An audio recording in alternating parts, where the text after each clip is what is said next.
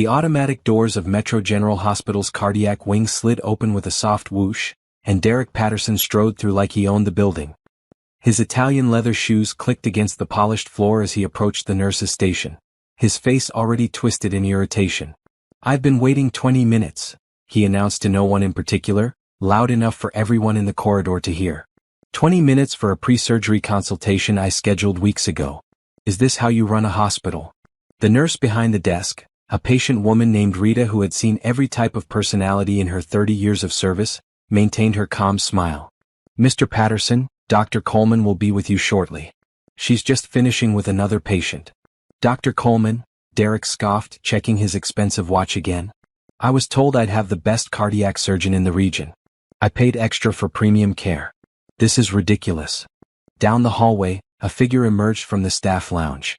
She wore standard surgical scrubs in navy blue, and her pregnant belly was visible beneath the loose fabric. She carried a tablet and a coffee cup, walking with the unhurried confidence of someone who knew exactly where they were going and why.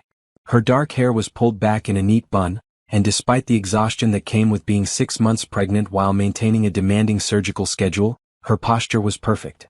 Derek's eyes landed on her, and his expression shifted from irritation to barely concealed disgust. He elbowed the man standing next to him, another patient waiting for an appointment, and spoke in a voice that carried down the entire corridor. "You see that?" Derek said, gesturing toward the pregnant woman approaching the nurse's station. "That's exactly what's wrong with healthcare today. They'll hire anyone. Look at her waddling around in scrubs. Probably can't even reach over that belly to do anything useful." The other patient looked uncomfortable and stepped away slightly, but Derek was on a roll, his voice growing louder. "My company has standards," he continued, addressing the nurses now. "We don't let people work when they're clearly not fit for the job. How is someone in that condition supposed to handle medical emergencies? It's irresponsible. The hospital should have her on leave, not parading around where sick people need actual help." Rita's face hardened.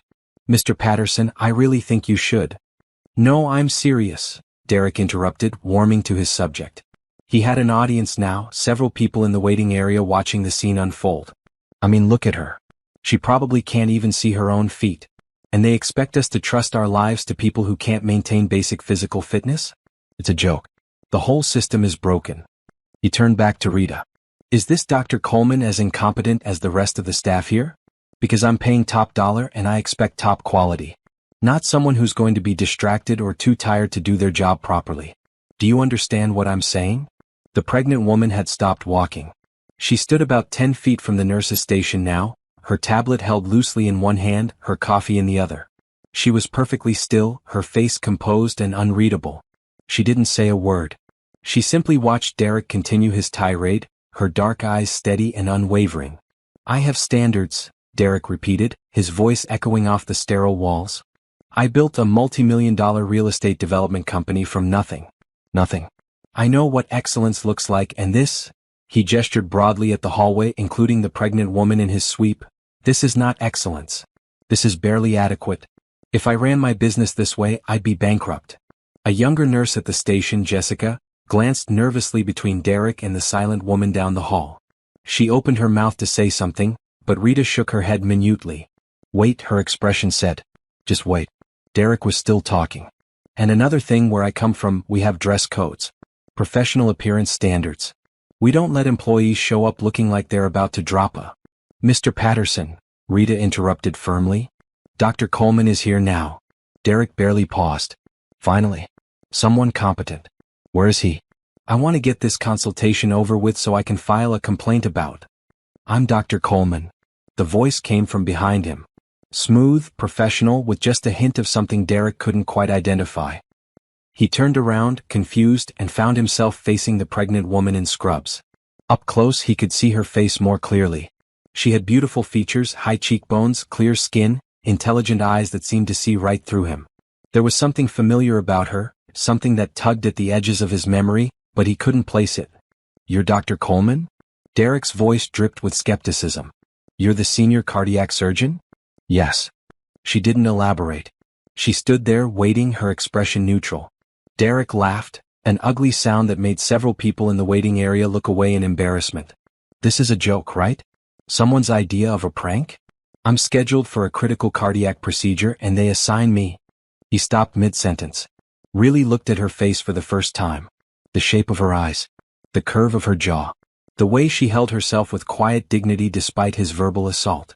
His brain, sluggish with the cardiac medications he'd been taking, suddenly made the connection. The color drained from his face. Natasha. The name came out as barely a whisper. Dr. Coleman, she corrected, her voice still perfectly professional. Shall we proceed to the consultation room, Mr. Patterson? We have a lot to discuss about your condition. Derek's mouth opened and closed several times. He looked like a fish drowning in air. The pregnant belly. The surgical scrubs. The title of senior cardiac surgeon. None of it made sense. The last time he'd seen Natasha Coleman, she was his wife, crying in their living room while he packed his bags 3 years ago. She'd been a struggling surgical resident then, exhausted and emotional, barely holding herself together. She definitely wasn't pregnant. She definitely wasn't standing in front of him looking like she could buy and sell him with her credentials alone. I didn't, he stammered. I know you didn't, Natasha said calmly. She turned to Rita. Please have someone bring Mr. Patterson's file to consultation room 3. Also have Dr. Harrison join us. I want a second opinion on the valve replacement approach. She looked back at Derek and for just a moment, something flickered in her eyes. Not anger. Not satisfaction. Something deeper and more complex. Then it was gone, replaced by professional courtesy. This way, Mr. Patterson. She walked past him, her pregnant belly leading the way, her posture straight and her head high. Derek stood frozen, replaying every word he'd just said in the hallway. Every cruel comment. Every mocking gesture. He'd said all of it directly in front of the one person who had every reason to hate him, the woman whose life he'd destroyed, the woman who was now, apparently, the only surgeon skilled enough to save his failing heart. Mr. Patterson? Natasha had paused at the consultation room door, looking back at him with raised eyebrows. Your time is valuable as you mentioned. Shall we begin? Derek's legs felt like water, but he forced himself to move. Behind him, he heard whispered conversations starting up at the nurse's station. Rita's voice carried clearly, "That's Karma right there. That's exactly what Karma looks like." He followed Natasha into the consultation room, his heart pounding irregularly in his chest, each beat reminding him why he was here. He needed this surgery. His cardiologist had been very clear. Without intervention, Derek had maybe 3 months to live. His heart was failing, damaged by years of stress, poor diet and genetics. The valve replacement was complicated, risky, and required the absolute best surgeon available. And the absolute best surgeon available was the woman he'd betrayed, humiliated, and abandoned 3 years ago. As Natasha set her tablet on the consultation table and pulled up his medical files, Derek noticed her hands. They were steady. Completely steady. There was no tremor of emotion, no sign of the crying, broken woman he remembered. She wore a simple engagement ring on her left hand, a beautiful sapphire surrounded by small diamonds. Different from the modest gold band he'd given her during their marriage. She was different. Everything about her was different. And as she began explaining his cardiac condition in clear, confident medical terminology, Derek realized with growing dread that she held his life in her hands. The woman he'd destroyed now had the power to save him or let him die. And he had just spent 10 minutes insulting her in front of her colleagues and patients. The consultation room suddenly felt very small. Natasha pulled up an image on the large monitor mounted on the wall. It showed Derek's heart, the damaged valve clearly visible. As you can see, Mr. Patterson, your condition is critical. The mitral valve is severely compromised. Without surgical intervention within the next 2 weeks, you're looking at complete heart failure. Derek couldn't speak. He just stared at the screen at the image of his failing heart, while the woman he'd betrayed explained exactly how close to death he really was. 3 years earlier, Natasha Coleman Patterson had believed in happy endings. She believed in love, commitment, and the promise that hard work eventually paid off. She'd believed in her marriage. She was 29 years old, a third-year surgical resident at County Medical Center, working rotations that frequently lasted 36 hours. Her body ran on coffee, determination, and the dream of one day becoming a surgeon who could make a real difference. Sleep was a luxury. Free time was a myth. But she loved it. Every minute in the OR, every patient she helped save, every skill she mastered, it all meant something. Derek had been different when they met in college. He was ambitious, yes, but also warm. Funny. He made her laugh during study breaks. He brought her food during finals week. He told her she was brilliant and beautiful and that he'd support her dreams no matter what. They got married right after graduation, both of them full of plans and possibilities. But medical school and residency had tested their marriage in ways Natasha hadn't anticipated. While she spent years in training, Derek built his real estate development company. He started small, flipping houses, then moved into commercial properties. His success grew faster than hers, at least in terms of income. He was making six figures while she was earning a residence salary that barely covered student loan payments. The money changed him. Or maybe it just revealed who he'd always been underneath. He started making comments about her schedule, her exhaustion, her lack of availability. He wanted her at business dinners, networking events, social functions that she simply couldn't attend when she was on call or in surgery. He wanted a wife who looked good on his arm and made his colleagues impressed. He wanted someone who had time to plan elaborate dinner parties and join him on spontaneous weekend trips. Natasha tried. She really tried. She'd come home after a 14-hour shift and cook dinner. She'd skip sleep to attend his important events. She'd smile and make small talk with his business partners while her eyes burned with exhaustion. But it was never enough. The fight started small. You're always tired. You never have time for me. This isn't the marriage I signed up for. They grew bigger. You care more about your patients than your husband. You're selfish. You're not the woman I married. Natasha had tried to explain that residency was temporary, that once she finished her training, things would be better. She tried to remind him that he'd promised to support her career. She tried to tell him that being a surgeon wasn't just a job, it was who she was. He stopped listening. Then came Amber, his secretary. 23 years old, always available, always smiling, always ready to travel or attend events or stay late at the office. Natasha had met her once at a company party. Amber had been friendly, complimenting Natasha's dress, asking questions about surgery that seemed genuinely interested. Natasha had liked her. The affair probably went on for months before Natasha discovered it. She'd been too tired, too trusting, too focused on her patients to notice the signs. The late-night work emergencies. The new cologne. The way Derek pulled away when she tried to touch him. And then came that night. The night that changed everything. Natasha had finished her rotation early, a rare gift. She'd stopped by the pharmacy and picked up the pregnancy test she'd been too nervous to buy before. In the hospital bathroom, she'd watched the two pink lines appear, and her world had shifted on its axis. Baby. She was going to have a baby. Despite the exhaustion, despite the stress, despite everything, she was going to be a mother.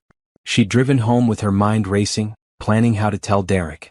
He'd been unhappy lately, distant and critical, but surely this would change things. A baby could bring them back together. They could be a family. She could make it work, balance residency and motherhood. Other doctors did it. She could too.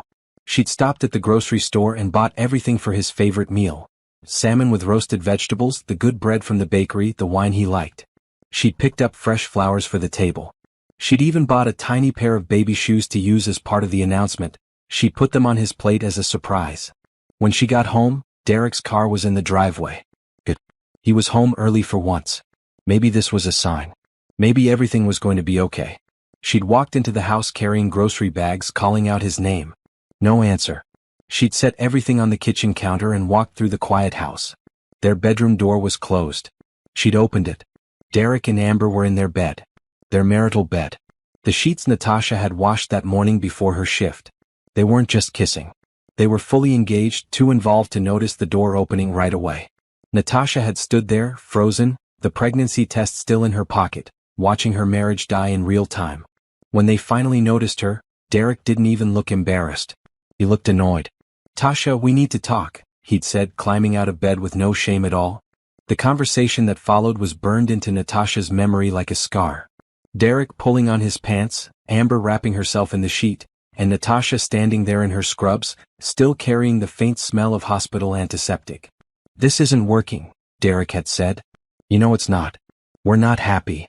"You're not happy," Natasha had corrected, her voice surprisingly steady. "I've been trying. I've been working to build our future." "Your future?" Derek had shot back. "Your career. Your dreams. What about me? What about what I need?" Amber gets it. She understands what it means to be a partner. "She's been screwing my husband in my bed," Natasha had said. "That's not being a partner. That's being a homewrecker." Amber had flinched at that, but Derek had stepped forward, aggressive. "Don't talk to her that way. This is your fault, Tasha. You were never here. You chose medicine over me every single time. What did you expect? I expected you to honor your vows, Natasha had replied. Derek had laughed. Vows. Right. Those vows where you promised to love and cherish me? When was the last time you had energy for me? When was the last time you looked at me the way you look at your patients? You treat strangers better than you treat your own husband. The argument had escalated. Amber had eventually fled to the bathroom. Derek had said things designed to hurt, and they did. He called Natasha boring. Obsessed. Cold.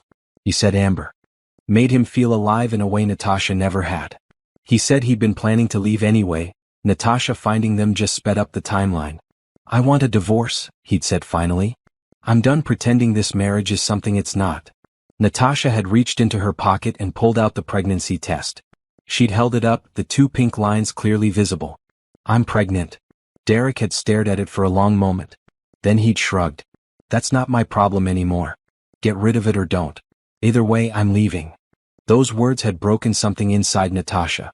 Not the affair. That was a betrayal, but betrayals could be understood in some clinical way. But the dismissal of their child, the casual cruelty of telling her to get rid of it, the complete absence of anything resembling remorse or care, that had shattered something fundamental. She'd left the house that night. Drove to her best friend Monica's apartment and collapsed. Monica, a fellow resident, had held her while she cried, helped her call a lawyer, made her tea she couldn't drink. The next weeks were a blur. Derek had moved fast, filing divorce papers immediately. His lawyer, expensive and ruthless, had argued that Natasha's demanding career had destroyed the marriage. They'd had a prenup from when they were both broke college students, so there wasn't much to fight over financially. Derek wanted a clean break and his lawyer made sure he got it. Natasha had tried to focus on work, on her pregnancy, on anything that might help her survive. But the stress was enormous. She was working residency hours while processing the end of her marriage while trying to take care of the tiny life growing inside her. Her body was exhausted. Her mind was fractured. She felt like she was breaking apart. 8 weeks into the pregnancy, she woke up bleeding. The cramping started soon after. She'd driven herself to the hospital, called Monica from the parking lot, and by the time she got to the emergency room, she knew. The miscarriage was quick and clinical. The attending physician was kind but busy. These things happen, he'd said. Especially under stress. Her body just couldn't sustain the pregnancy. She'd lost her baby in the same hospital where she dreamed of one day performing surgeries. Derek had been informed through lawyers. He'd sent a brief text. Sorry to hear that. Hope you're okay. Let's keep the divorce proceedings moving. No flowers. No visit. No acknowledgement that they'd lost a child together. Just an eagerness to finalize the paperwork and move on with Amber. The divorce was final 3 months later. Derek married Amber 6 weeks after that in a destination wedding in the Bahamas that Natasha saw photos of on social media before she blocked him everywhere. Natasha had spent the following months in survival mode. She worked. She slept when her body forced her to. She avoided anything that reminded her of Derek or the life she'd lost. She stopped believing in happy endings. She focused on the only thing that made sense anymore: medicine. And then Dr. James Harrison, the head of the Cardiac Surgery Fellowship Program at Boston Medical, had seen her present at a surgical conference. He'd been impressed by her research, her technique, her steady hands. He'd offered her a spot in his program, and Natasha had taken it without hesitation. She'd moved across the country, leaving behind every memory of Derek and their failed marriage. Boston had saved her. The work was brutal, but it was meaningful. She was learning from the best, operating on the most complex cases, developing new techniques. She published papers. She won awards. She became known in cardiac surgery circles as someone to watch, brilliant, dedicated, innovative. And she'd met James. Not Dr. Harrison, the program director, but James, the man. He was 15 years older, divorced with grown kids, and he understood the demands of surgical life. He never made her feel guilty for her schedule. He celebrated her successes. He held her during the moments when the trauma of losing her baby came back in waves. Their relationship had developed slowly, carefully. James had been patient, never pushing, always supportive. When she got pregnant, 9 months into their relationship, they'd both been terrified and thrilled. This time she had a partner who showed up, who went to appointments, who talked about their future with genuine excitement. When Metro General offered Natasha the position of senior cardiac surgeon, James had encouraged her to take it despite knowing it meant moving again. He'd come with her, accepting a position in the same department. They were a team. Natasha had never told James about Derek. She'd mentioned being divorced, said the marriage hadn't worked out, and left it at that. James hadn't pushed for details. He trusted her to share what she wanted when she was ready. Now, sitting in the consultation room across from Derek, watching him struggle to form words, Natasha felt the full weight of those 3 years. She'd become someone new. Someone stronger. Someone who'd earned every credential after her name through sheer will and talent. She'd survived the worst thing she could imagine and built something beautiful from the ruins. And Derek? Derek was the same. Older, yes. Slightly heavier, his face showing the stress of his condition.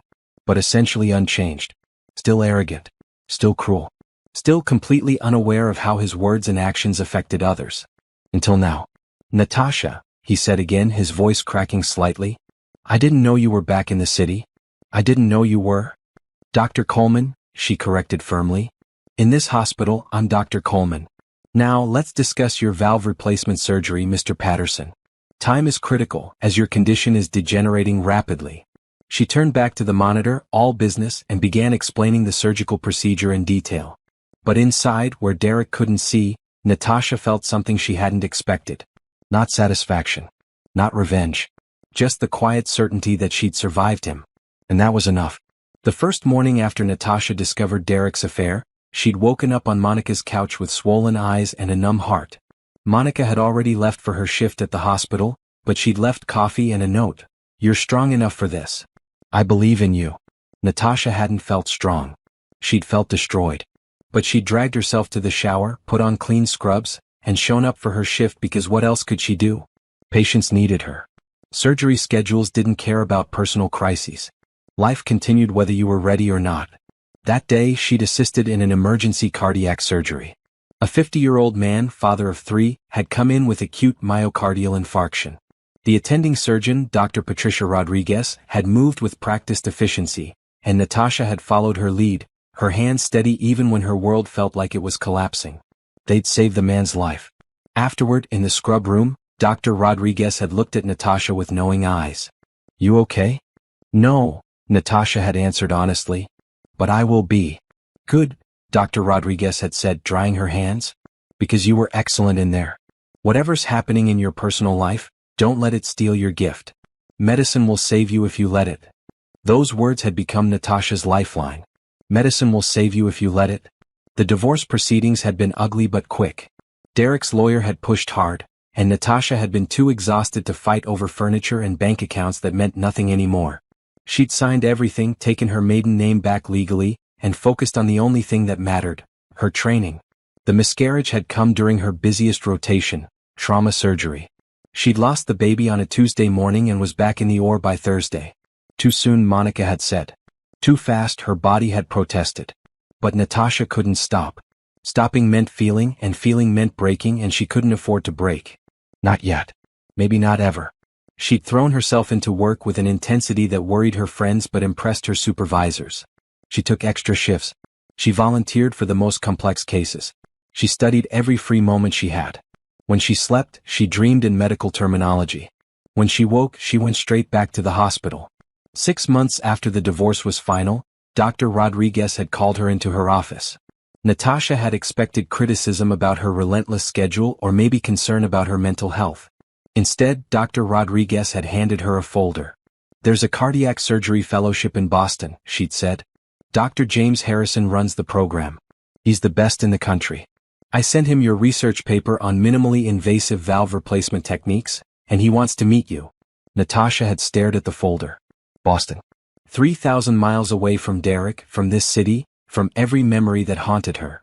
I don't know if I'm good enough, she'd admitted. You're better than good enough, Dr. Rodriguez had replied. You're exceptional and you're wasting yourself here being miserable. Go to Boston. Learn from Harrison. Become the surgeon you're meant to be. The interview with Dr. James Harrison had been intense. He was in his late 40s, with silver threading through his dark hair and sharp eyes that missed nothing. He'd grilled her on her research, her technique, her approach to complex cases. He'd watched her hands as she talked, nodding when he saw their steadiness. You've had a rough year, he'd observed, and Natasha had tensed, wondering what he'd heard.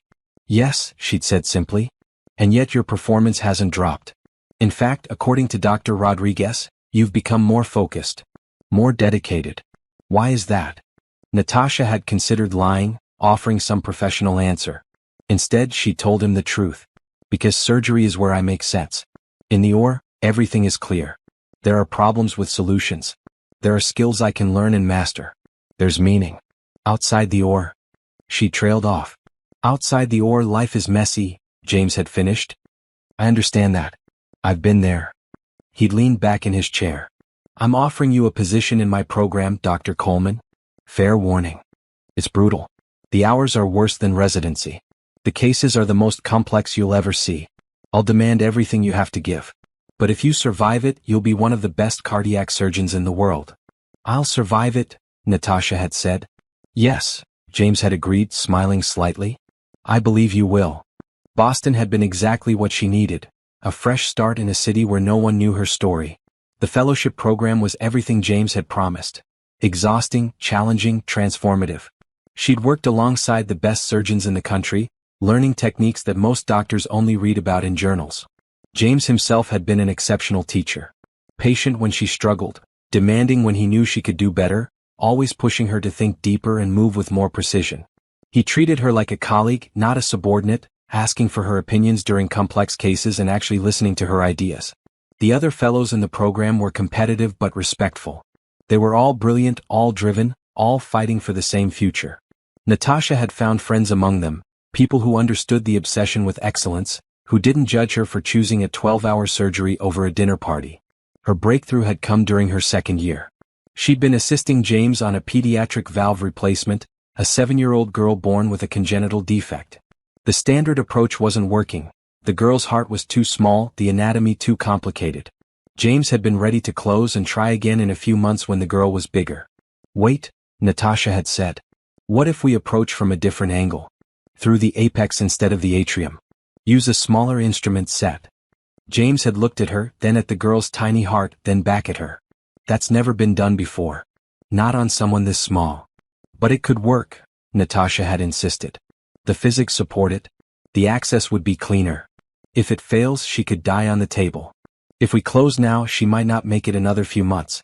Her heart's deteriorating. James had studied her face for a long moment. Then he'd nodded. Talk me through it. Every step. Natasha had, and James had let her try. For 3 hours, she'd worked with instruments that felt too big for the delicate tissue, her hands moving with a precision she didn't know she possessed.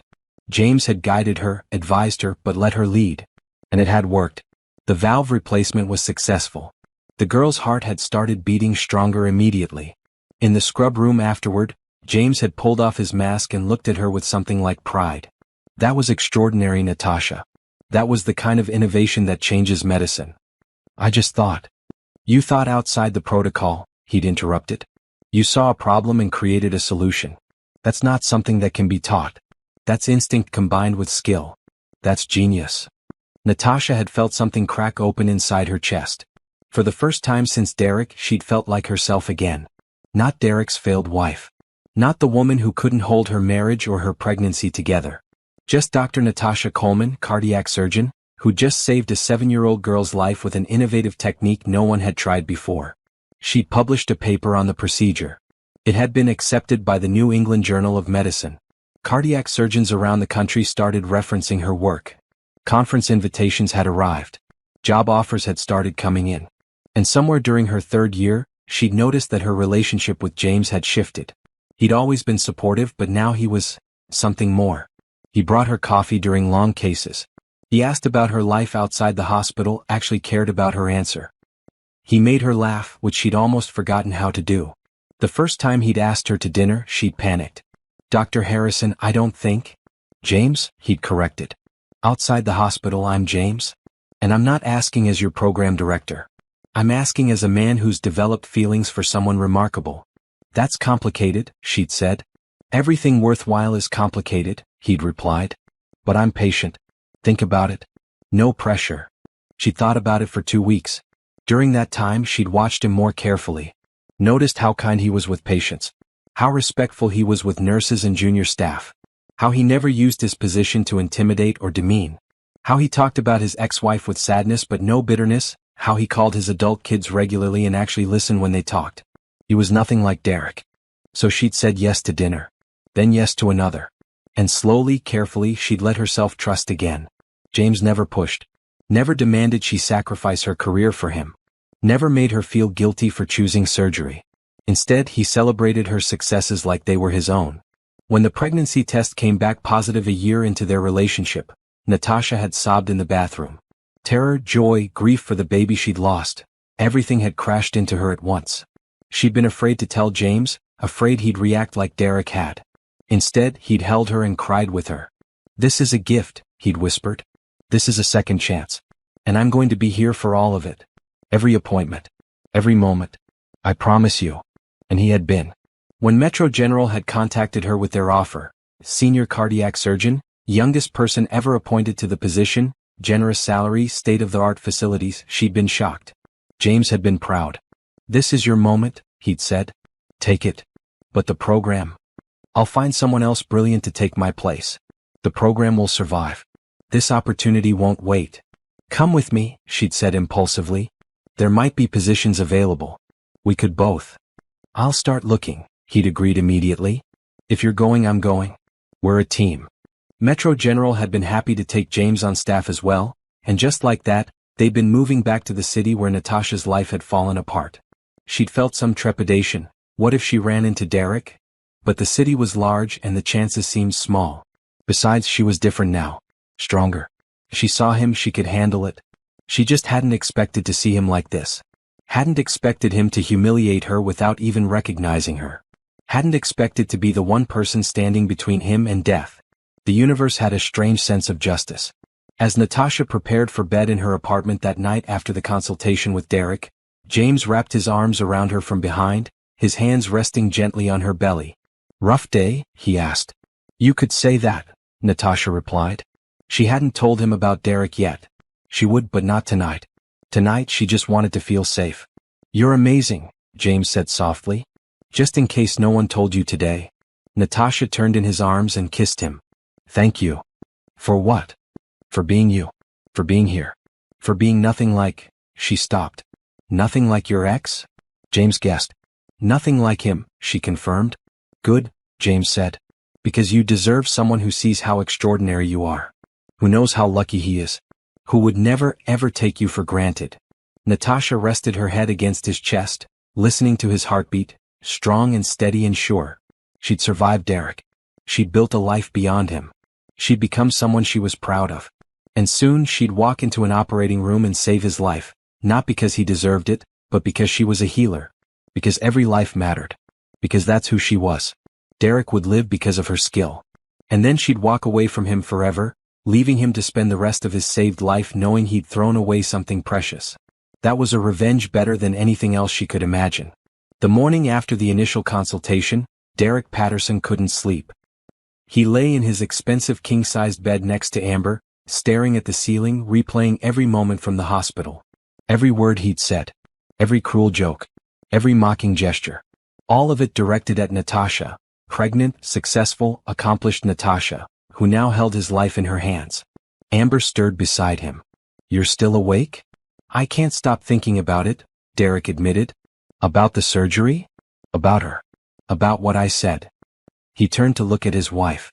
Amber was pretty in a conventional way, blonde and petite, younger than him by several years. She'd been so exciting when they first got together, so different from Natasha's seriousness. Now looking at her, Derek felt only a hollow ache. "I didn't recognize her." "It's been 3 years," Amber said defensively. "People change. She's a senior cardiac surgeon. She's pregnant. She's engaged to someone." Derek's voice cracked. "She became everything she said she would, and I—" He trailed off. "And you what?" Amber's tone had an edge now. "You moved on. You built a life with me. You have a successful business. Why are you so focused on your ex-wife?" "Because she's going to be cutting into my chest," Derek snapped. "Because I spent 10 minutes yesterday insulting her in front of her colleagues, calling her incompetent and unfit, and now my life depends on her skill." Amber was quiet for a moment. "Can you request a different surgeon?" "I already asked." The hospital administrator was very clear. "Dr. Coleman is the best cardiac surgeon they have. My insurance requires I use their top specialist for this type of procedure." And apparently she's the only one in the region who's successfully performed this particular valve replacement technique more than a dozen times. So she has to do the surgery? Unless I want to wait months to find another qualified surgeon, which my heart can't afford, then yes. She has to do it. Derek sat up, running his hands through his hair. Amber, you don't understand. I destroyed her. I cheated on her, divorced her, and moved on like she meant nothing. And yesterday I mocked her for being pregnant, said she was incompetent, implied she shouldn't be working. I was cruel. Really cruel. You didn't know it was her, Amber tried to defend him. Does that make it better? Derek challenged. That I'm willing to mock and demean a pregnant woman as long as I don't personally know her? What does that say about me? Amber didn't have an answer for that. Derek's preoperative appointment was scheduled for 9 o'clock. The hospital required several tests, final consultations, and paperwork before the surgery, which was set for later that week. Derek arrived early, hoping to somehow fix the situation before he was too deep to escape. The cardiac wing looked different in morning light. Bright, clean, efficient. Nurses moved with purpose. Patients in wheelchairs were guided carefully down corridors. Medical equipment hummed with life-saving technology. This was Natasha's world now, and she commanded it with obvious respect from everyone around her. Rita at the nurse's station looked up when Derek approached. Her expression was polite but cool. Mr. Patterson, Dr. Coleman will be with you shortly. Please have a seat. Listen, Derek started, lowering his voice. About yesterday.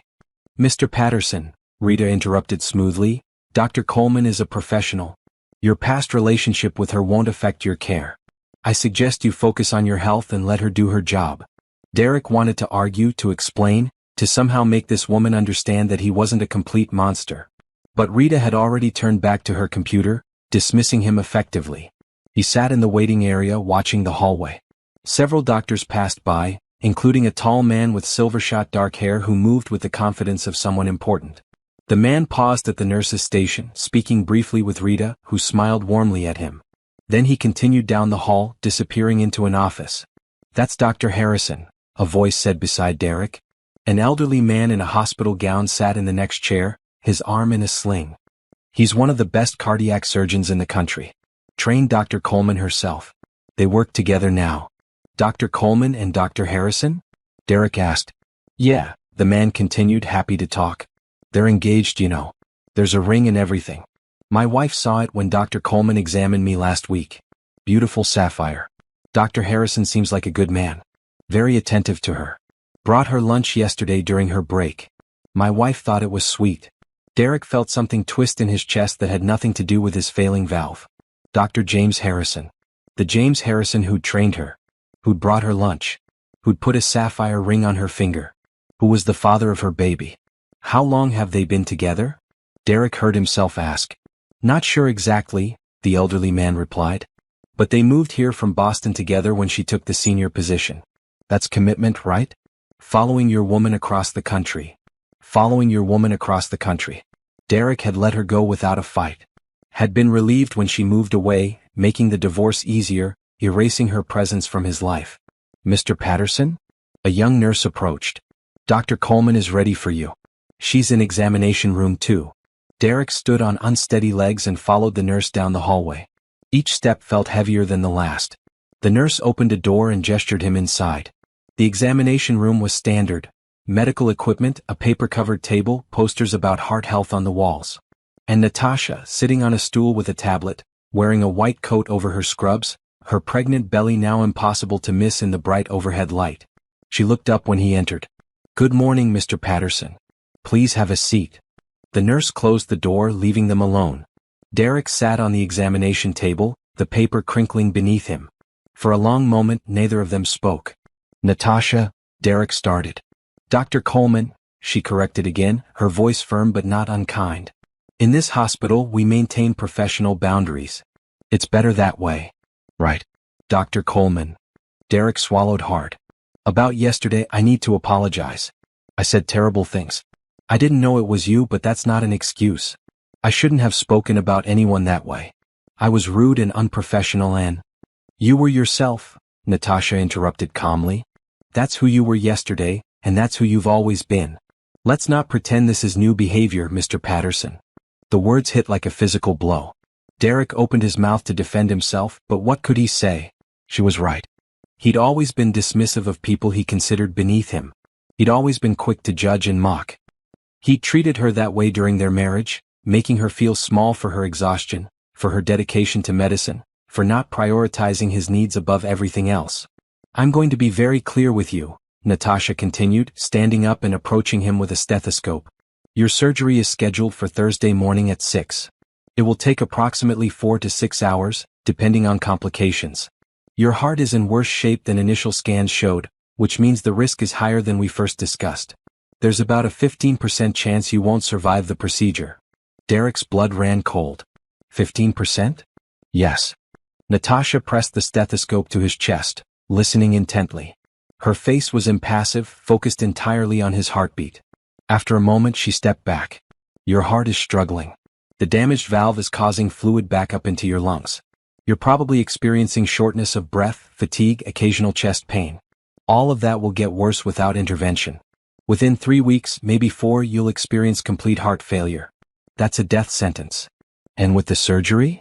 With the surgery, if you survive the initial procedure, you have an 85% chance of full recovery. You'll need to make lifestyle changes, diet, exercise, stress management. But you could live another 30 or 40 years. Derek looked at her face, searching for any sign of emotion. Anger, satisfaction, revenge, anything that might indicate she was planning to let him die on the operating table. He found nothing.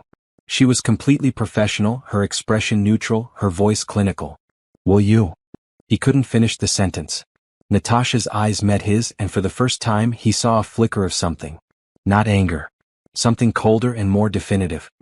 Will I what, Mr. Patterson? Will I save your life? That's my job. That's what I do. Every patient who comes to my operating room receives the absolute best care I can provide, regardless of who they are or what they've done. That includes you. Why? The question escaped before Derek could stop it. After everything I did to you, why would you? Because I'm not you, Natasha said simply. I don't make decisions based on personal feelings when someone's life is at stake. I took an oath. I spent years learning how to be excellent at this. I don't throw that away because of history. She returned to her stool, making notes on her tablet. You're going to live, Mr. Patterson, because I'm very good at my job. Not because I forgive you. Not because I've forgotten what you did. But because saving lives is who I am, and I won't let you change that. Derek felt tears pricking his eyes. I'm sorry. For everything. For the affair, for how I ended things, for what I said about the baby. Stop. Natasha's voice was sharp now. I don't want your apologies. They mean nothing to me. What's done is done. We both moved on. You have your life with Amber. I have mine with James. That's how this ends. Does he know? Derek asked. Dr. Harrison. Does he know about us? He knows I was married before. That's all he needs to know. Natasha stood up, signaling the end of the examination. Your pre-op test will be conducted this afternoon. Follow the nurse's instructions about fasting before the surgery. Don't eat or drink anything after midnight Wednesday. Arrive at the hospital by 5 Thursday morning. Bring someone to drive you home when you're discharged. Natasha, please. Dr. Coleman, she corrected one final time. And this conversation is over. I'll see you Thursday morning, Mr. Patterson. Try not to stress too much. It's bad for your heart. She left the room, her white coat swishing behind her, and Derek was alone with the sound of medical equipment and his own ragged breathing. The nurse returned moments later to lead him to the testing area, and Derek followed numbly, his mind reeling. She was going to save him. Despite everything, she was going to save his life. And somehow that felt worse than if she'd refused. It meant she was better than him in every possible way. It meant his cruelty hadn't destroyed her. It meant she'd won not through revenge but through simply being exceptional. That afternoon, while Derek underwent stress tests and blood work, Natasha sat in the hospital cafeteria with James. He'd brought her a fruit salad and herbal tea, insisting she needed to eat something healthy. You're quiet today, James observed. Everything okay? Natasha took a sip of tea, considering how much to tell him. Remember how I mentioned being divorced? Yes.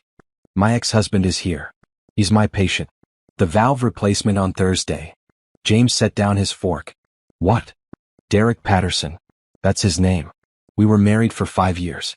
He had an affair, divorced me, I lost our baby from the stress, and I moved to Boston to escape it all.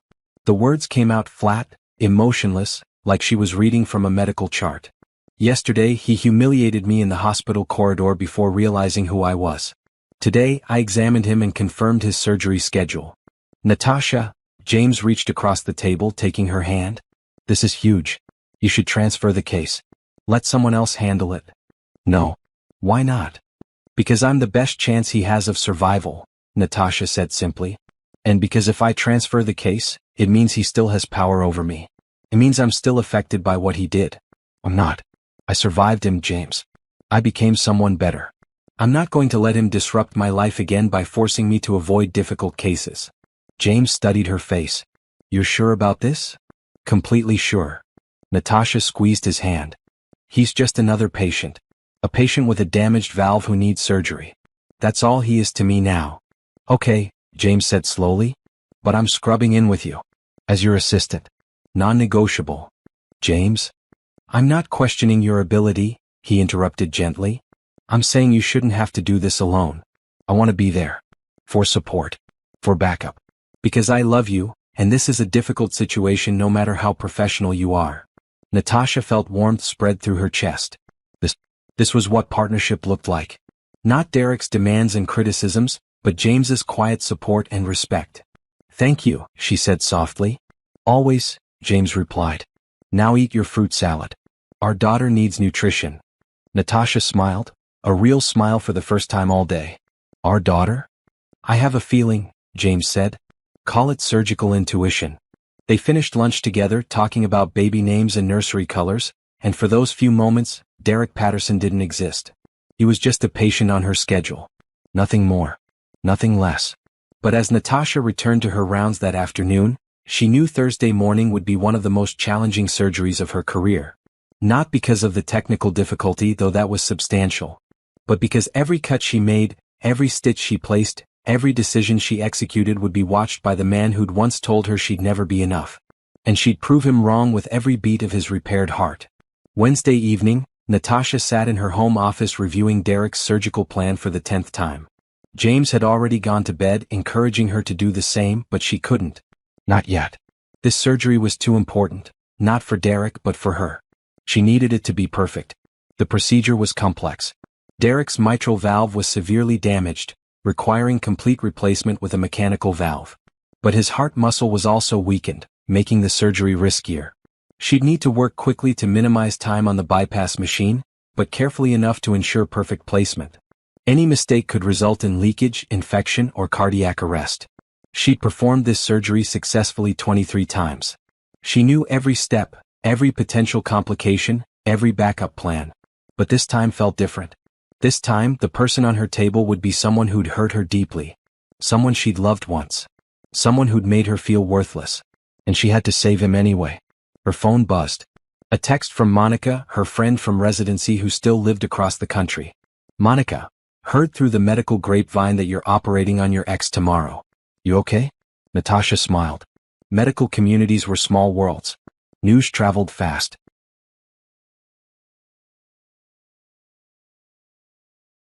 Natasha, I'm fine. Just another surgery. Monica, liar. It's okay to be nervous. It's okay to feel conflicted. You're human. Natasha, I know. But I can't let him see that. I can't give him that power. Monica, you don't have to be superhuman, Tasha. You just have to be you. And you're already extraordinary. Natasha set down her phone, feeling tears prick her eyes. She was tired.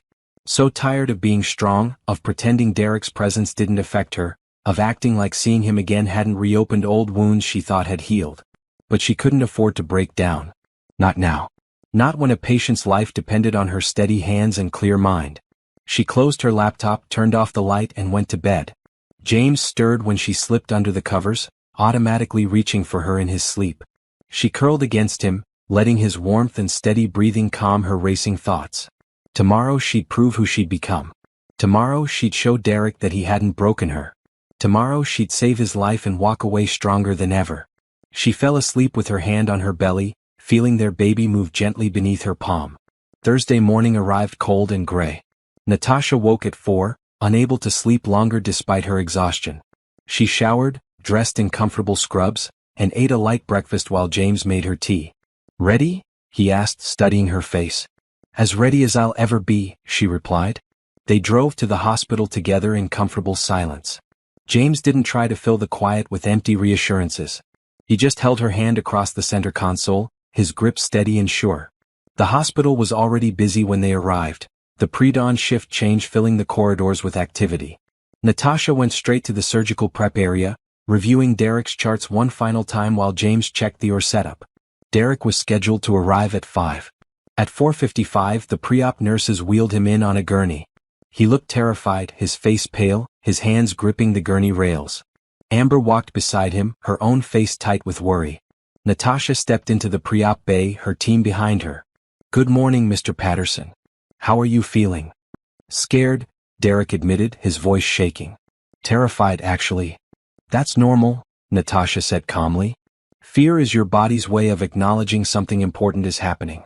Let me introduce you to the team. This is Dr. Harrison, my fellow cardiac surgeon who will be assisting. These are nurses Jordan and Patricia, who will be in the OR throughout the procedure. Our anesthesiologist, Dr. Kim, will be putting you under and monitoring you during surgery." Each person nodded as they were introduced. Derek's eyes lingered on James, perhaps recognizing him from the hospital corridor, perhaps understanding this was the man who'd replaced him in Natasha's life. "We're going to take excellent care of you," James said warmly.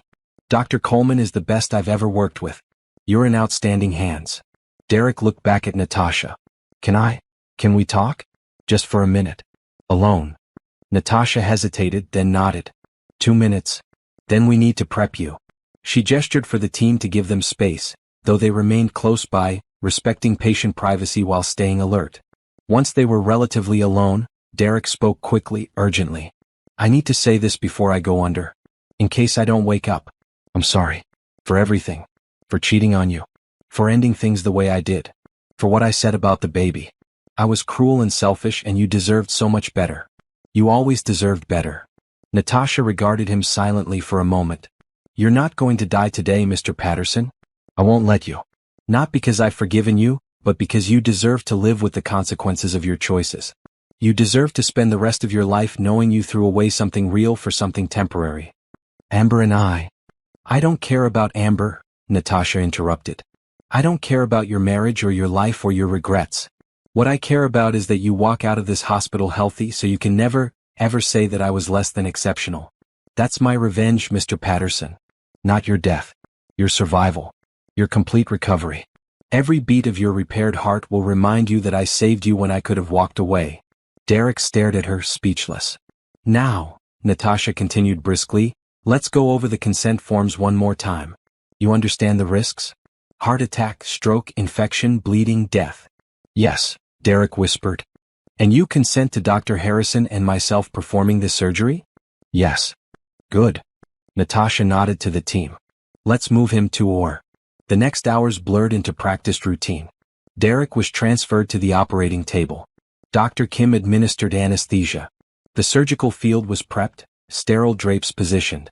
Lights were adjusted. Instruments were laid out with precision. Music played softly in the background. Natasha preferred classical during complex surgeries, finding the rhythm helped her focus. "Scalpel," Natasha said, her voice steady. The first incision was clean, practiced. She'd done this so many times that her hands moved almost independently of conscious thought. But this time was different. This time, every movement carried the weight of history. James worked opposite her, anticipating her needs with the ease of long practice. They'd performed dozens of surgeries together. They moved like dancers who'd perfected their choreography. "Bypass machine ready," one of the nurses called. "Good," Natasha replied. "Let's get him on bypass." The heart-lung machine took over Derek's circulatory system, keeping his blood oxygenated while his heart was stopped. Natasha worked with focused intensity, isolating the damaged valve, carefully removing it, preparing for the replacement. "Valve ready," James said. "Let's place it," Natasha directed. This was the critical moment. The mechanical valve had to be positioned perfectly, sutured with absolute precision. Any misalignment would cause leakage. Any loose stitch could result in detachment. This was where her skill mattered most. Natasha's hands moved with practiced grace, placing each stitch with meticulous care. She could feel the team watching, the weight of their attention. But she blocked it out, focused entirely on the task. This was just tissue and mechanical parts. This was just anatomy and technique. This wasn't personal. Except it was. On her table was the man who'd destroyed her once. The man who'd made her feel small and worthless. The man who'd abandoned her when she needed him most. And she held his life in her hands. One stitch at a time she proved she was better than his cruelty. One stitch at a time she showed herself she'd survived. One stitch at a time she won. "Valve is secure," she announced after what felt like hours. "Let's test it." They slowly restarted Derek's heart, watching carefully as blood began flowing through the new valve. It worked perfectly. No leakage. No irregularities. Just a strong, steady heartbeat that would keep him alive for decades. "Beautiful work," James said quietly. Natasha nodded, already moving to close. She worked with the same meticulous care, ensuring every layer was properly repaired, every stitch placed for optimal healing. She was thorough, precise, refusing to rush despite the hours already spent. Finally, it was done. Derek's chest was closed, bandaged, ready for recovery. "Time?" Natasha asked. 6 hours, 14 minutes, Dr. Kim reported. "Good. Let's get him to recovery." Natasha stepped back from the table, pulling off her gloves. "Excellent work, everyone. Thank you." As the nurses wheeled Derek to the ICU, Natasha walked to the scrub room. James followed, closing the door behind them. "That was extraordinary," he said. "Even for you, that was exceptional." Natasha scrubbed her hands slowly, methodically, watching pink-tinged water swirl down the drain. "I needed it to be perfect. It was more than perfect. It was art." James came up behind her, resting his hands gently on her shoulders. "Are you okay?" "I don't know," Natasha admitted. The adrenaline was fading, leaving exhaustion in its wake. "I just saved the life of a man who destroyed mine. I don't know what I'm supposed to feel." "There's no supposed to," James said gently. "Whatever you feel is valid." Natasha dried her hands, turning to face him. "I feel empty. Like I expected this to matter more. To feel like triumph or revenge or something. But it just feels like another surgery." "Maybe that's the real victory," James suggested. "That he's just another patient to you now. That he doesn't have power over your emotions anymore." Natasha considered that. Maybe James was right. Maybe the fact that she felt nothing was the truest sign she'd moved past Derek completely. "Come on," James said. "You need to eat something. And then you need to update his family." "Right, Amber." Natasha had almost forgotten about Derek's wife. In the surgical waiting room, Amber sat alone, her face streaked with old tears, her hands twisting a tissue. She looked up when Natasha entered, hope and fear warring in her expression. "How is he?" Amber asked immediately. "The surgery was successful," Natasha said professionally. "The valve replacement went very well. He'll be in ICU for the next 24 hours for monitoring, then moved to a regular recovery room. If there are no complications, he should be discharged in 4 to 5 days. Amber burst into tears. "Thank you. Thank you so much. I know. I know things between you and Derek are complicated. But thank you for saving him." Natasha felt a flicker of something, not quite pity but understanding. Amber was young, probably not much older than Natasha had been when she married Derek. Young and naive enough to believe Derek when he said his marriage had been loveless, that Natasha was cold and career-obsessed, that he'd been trapped and unfulfilled. "You're welcome," Natasha said simply. "A nurse will come get you when he's awake enough for visitors. He'll be groggy from anesthesia, so don't expect him to make much sense at first." "Can I ask you something?" Amber said suddenly. Did you want him to die? On the table?" The question hung in the air between them. Natasha could have lied, said of course not, maintained the professional facade. Instead she answered honestly. "No," she said. "I wanted him to live. I wanted him to wake up and recover fully and have decades of life ahead of him. Because every day he lives, he'll know that I saved him. That the woman he threw away became someone excellent enough to hold his life in her hands. That's worth more than his death ever could be." Amber stared at her, understanding slowly dawning. "You won." "We both won," Natasha corrected. "I got the career and life I always wanted. You got Derek. Everyone got what they deserved." She left before Amber could respond, walking back through the hospital corridors to her office. James was waiting there with food and sympathy, and together they sat in comfortable silence while Natasha processed the morning. Derek would live. He'd recover. He'd go home with Amber and return to his real estate company and his comfortable life. And Natasha would continue being Dr. Coleman, saving lives, teaching residents, preparing for her daughter's birth. Their paths had crossed one final time, and now they'd diverge forever.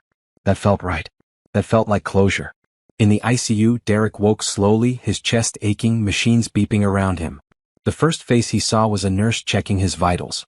The second was Amber's, relieved and tear-stained. But the face he couldn't stop thinking about was Natasha's. Her steady hands. Her brilliant skill. Her complete professionalism despite everything he'd done. She'd saved him. And somehow that hurt worse than dying ever could. Derek spent 3 days in the ICU, his body adjusting to the new mechanical valve clicking steadily in his chest. Every beat was a reminder. Every mechanical tick-tick-tick was Natasha's skill keeping him alive. He found himself touching his chest constantly, feeling the bandages, the surgical tape, the proof that she'd cut him open and fixed what was broken. Physically broken anyway. The rest of him remained a mess. Amber visited constantly, bringing magazines he didn't read, talking about their house, his business, plans for when he got home. Derek nodded and made appropriate responses, but his mind was elsewhere. He kept watching the ICU entrance, waiting for Natasha to appear on rounds. She came twice daily, always with an entourage of residents and nurses. She'd check his vitals, review his charts, ask clinical questions about pain levels and breathing, and move on. She never stayed long. She never made eye contact longer than necessary. She treated him exactly like every other patient, with competent care and complete emotional distance. Dr. Harrison, James, Derek had learned his name was James, accompanied her each time. He was attentive to Derek as a patient but more attentive to Natasha, his hand occasionally touching her lower back, guiding her when she looked tired, carrying her tablet when her arms were full. They moved together with easy familiarity, the kind that came from deep trust and genuine affection. Derek had never looked at Natasha that way during their marriage. He realized that now, watching James's careful attention.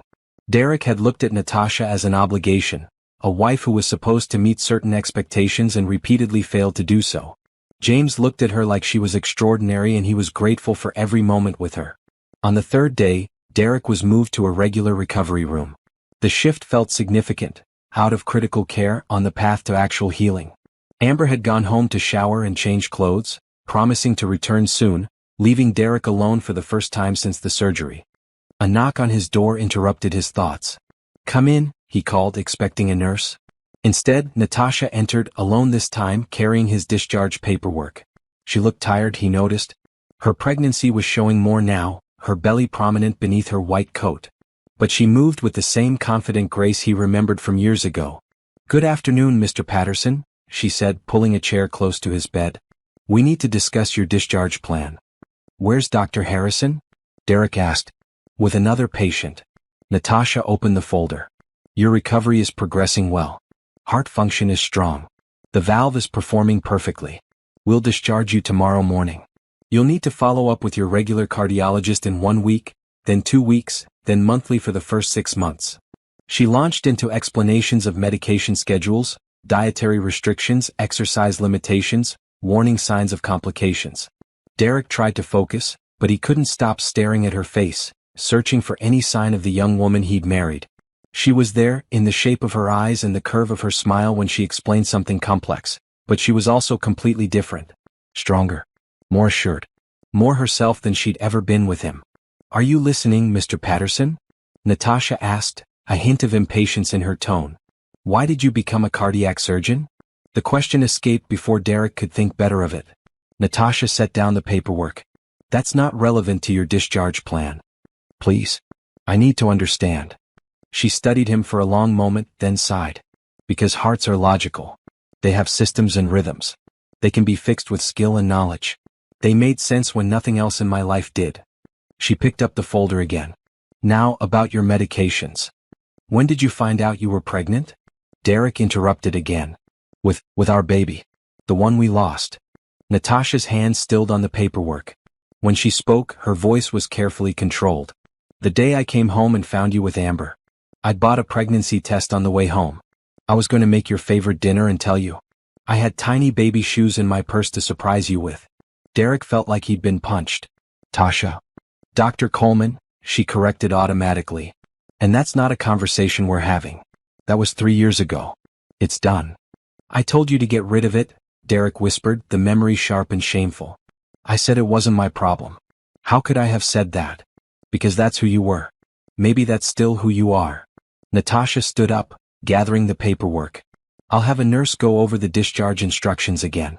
Make sure you actually listen this time. Your life depends on following the protocol. I'm sorry, Derek said desperately. I know I've said it before, but I mean it. I'm so sorry for everything. I know you are, Natasha replied. Now that you've seen what I became without you. Now that you need me. But you weren't sorry when it mattered.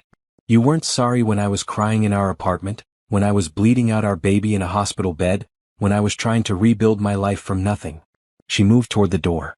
Your apologies are 3 years too late, Mr. Patterson. And frankly, I don't need them.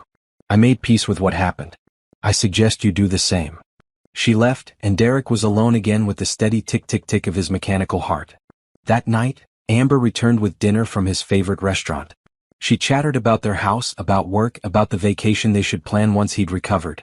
Derek ate mechanically, responding when required, his mind elsewhere. You're quiet, Amber observed. I'm tired, Derek lied. The surgery was a success. You're going to be fine. We can get back to normal soon. Amber reached across the bed to take his hand. I was so scared, Derek. I thought I might lose you. Would that have been so terrible? Derek asked, and immediately regretted it when Amber's face crumpled. How can you say that? Of course it would have been terrible.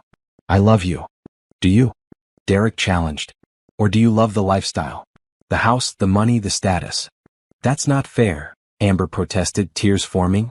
Yes, those things are nice, but that's not why I'm with you. Why are you with me? Derek pressed. Really? What do you see in me besides the comfortable life I can provide? Amber pulled her hand back, hurt and confused. You're upset. You're recovering from major surgery. You don't mean this. Maybe I do, Derek said. Maybe I'm finally seeing things clearly. I destroyed a good woman for you, Amber. I threw away a marriage to someone who actually loved me, who supported me when I had nothing, who believed in me. And for what? For excitement? For youth? For ego? You told me your marriage was dead, Amber said, her voice shaking. You said you and Natasha had nothing in common, that she was cold and distant, that you'd been unhappy for years. I lied, Derek admitted. Or maybe I convinced myself it was true because it was easier than admitting I was bored and selfish. Natasha wasn't cold. She was exhausted from working herself to death while supporting my dreams. She wasn't distant. She was focused on becoming excellent at something that mattered. And I resented her for it. Why are you telling me this now? Amber demanded. Because she saved my life, Derek said. The woman I betrayed, whose baby I dismissed, who I left broken and alone, she spent 6 hours in surgery making sure I survived. She could have let me die. She had every right to. But she didn't because she's better than I ever deserved.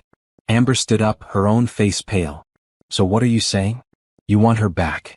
No, Derek said tiredly. She doesn't want me. She made that very clear.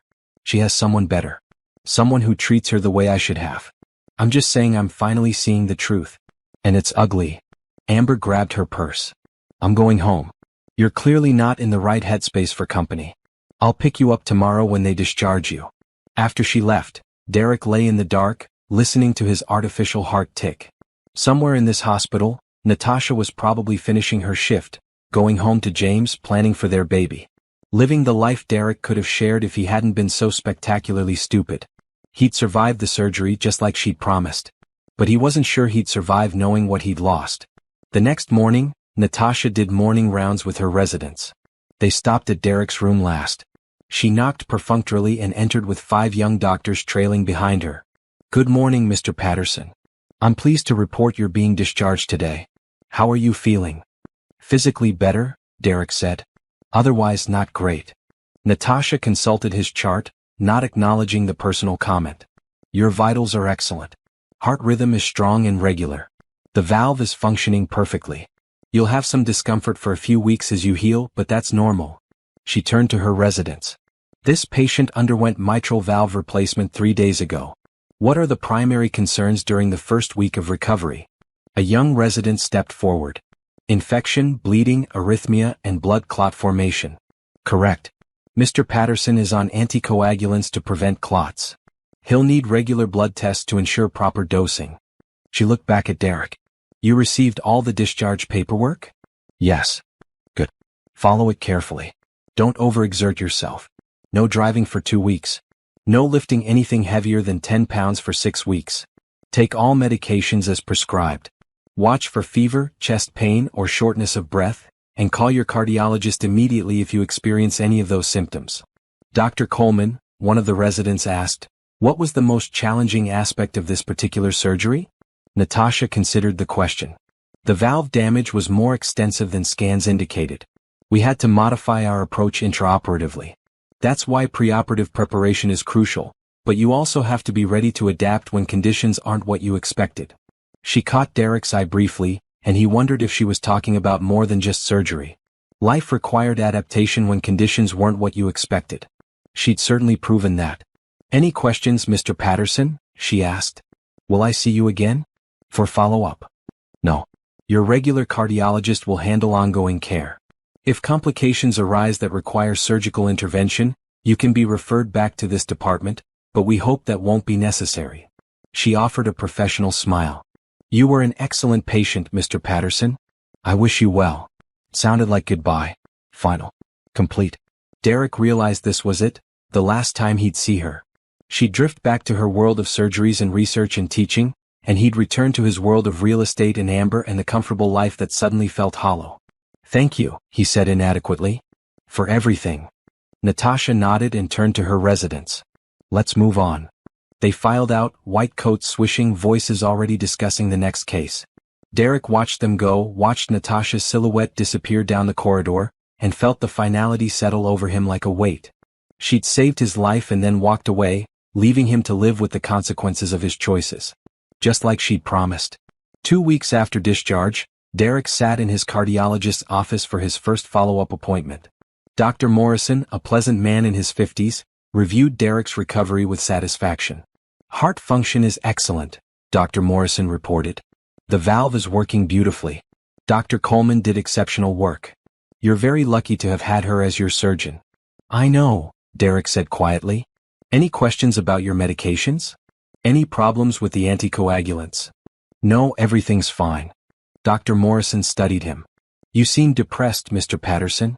That's not uncommon after cardiac surgery. Some patients experience anxiety or mood changes. If you'd like, I can refer you to a therapist who specializes in post-surgical recovery." "It's not the surgery," Derek said. Then, because Dr. Morrison seemed genuinely concerned, he added, "Dr. Coleman is my ex-wife. We divorced 3 years ago. Finding out she was my surgeon was complicated." "Ah," Dr. Morrison said, understanding dawning.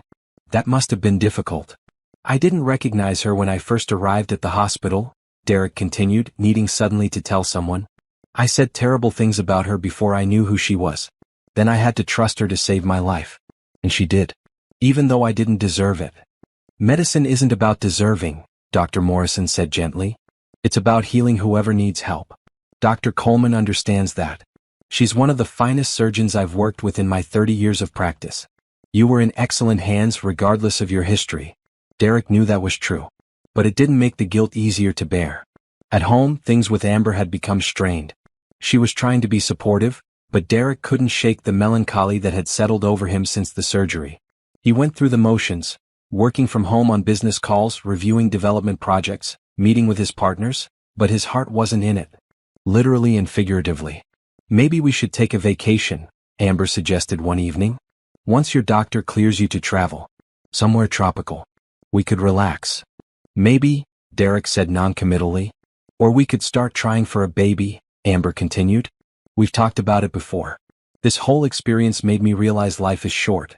We should start building our family." Derek felt his chest tighten. A baby with Amber. The thought made him feel nothing. No excitement, no anticipation, no joy. Just a hollow acknowledgement that it would be expected, normal, the next step in their married life. But he kept thinking about Natasha's pregnant belly. About how happy she'd looked despite being tired from work. About how James looked at her like she was precious. About the family they were building together.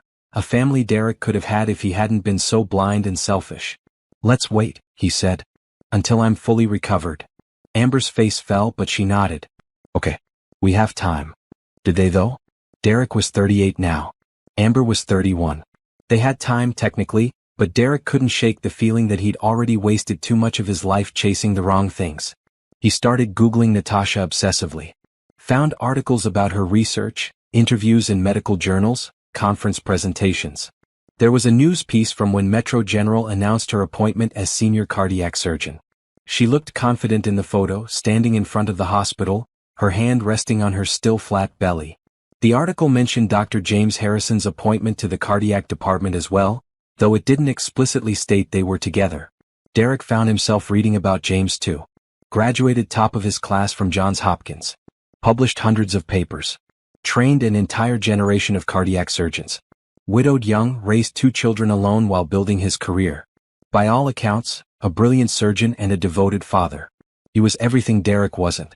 Accomplished, dedicated, selfless. No wonder Natasha loved him. One afternoon, Derek drove past Metro General, telling himself he was just in the area. He sat in his car in the parking lot, watching the entrance. After an hour, he saw them, Natasha and James, leaving together at the end of what was probably a long shift. James carried both their bags. Natasha walked slowly, her hand on her very pregnant belly. James said something that made her laugh, and Derek saw her face light up in a way he'd never seen during their marriage. They got into a car together, James holding the door for her, waiting until she was settled before closing it gently.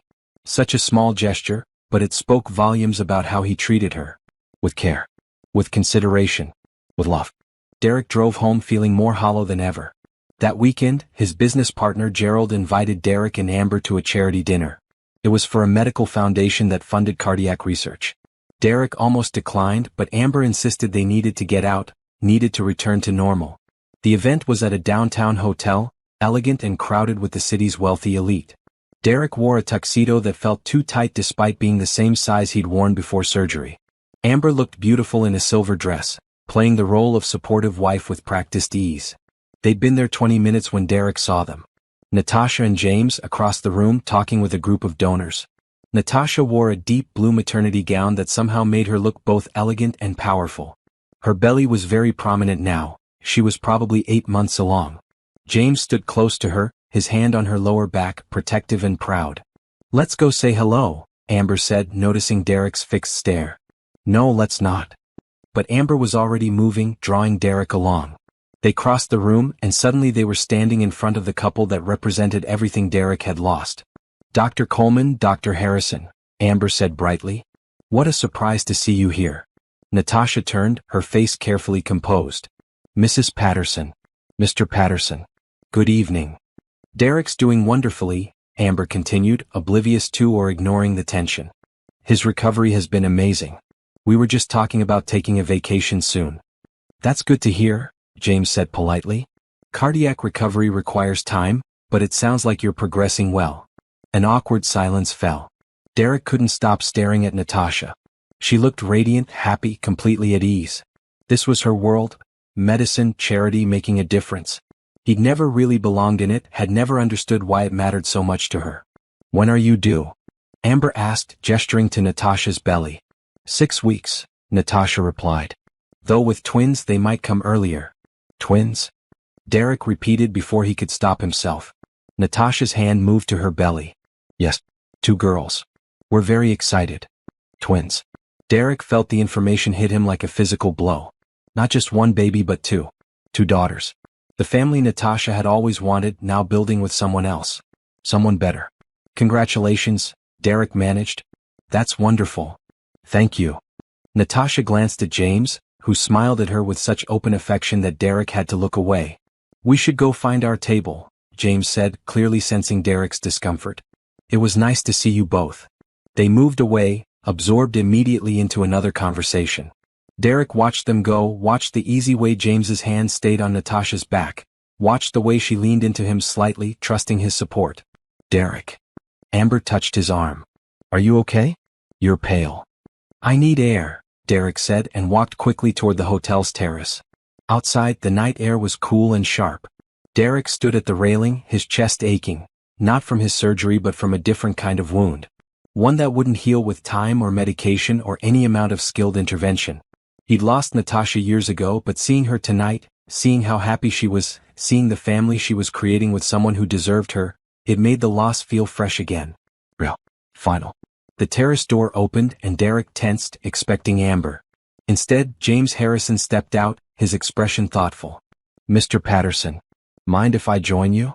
Derek wanted to say yes, he minded very much. Instead he shrugged. It's a free country. James stood beside him at the railing, both men looking out at the city lights. For a moment neither spoke. Then James said, Natasha told me about your history. About the marriage, the affair, the miscarriage. Everything. Derek's hands tightened on the railing. What do you want me to say? Nothing. I just want you to hear something. James turned to face him. That woman in there is the strongest, most brilliant person I've ever met.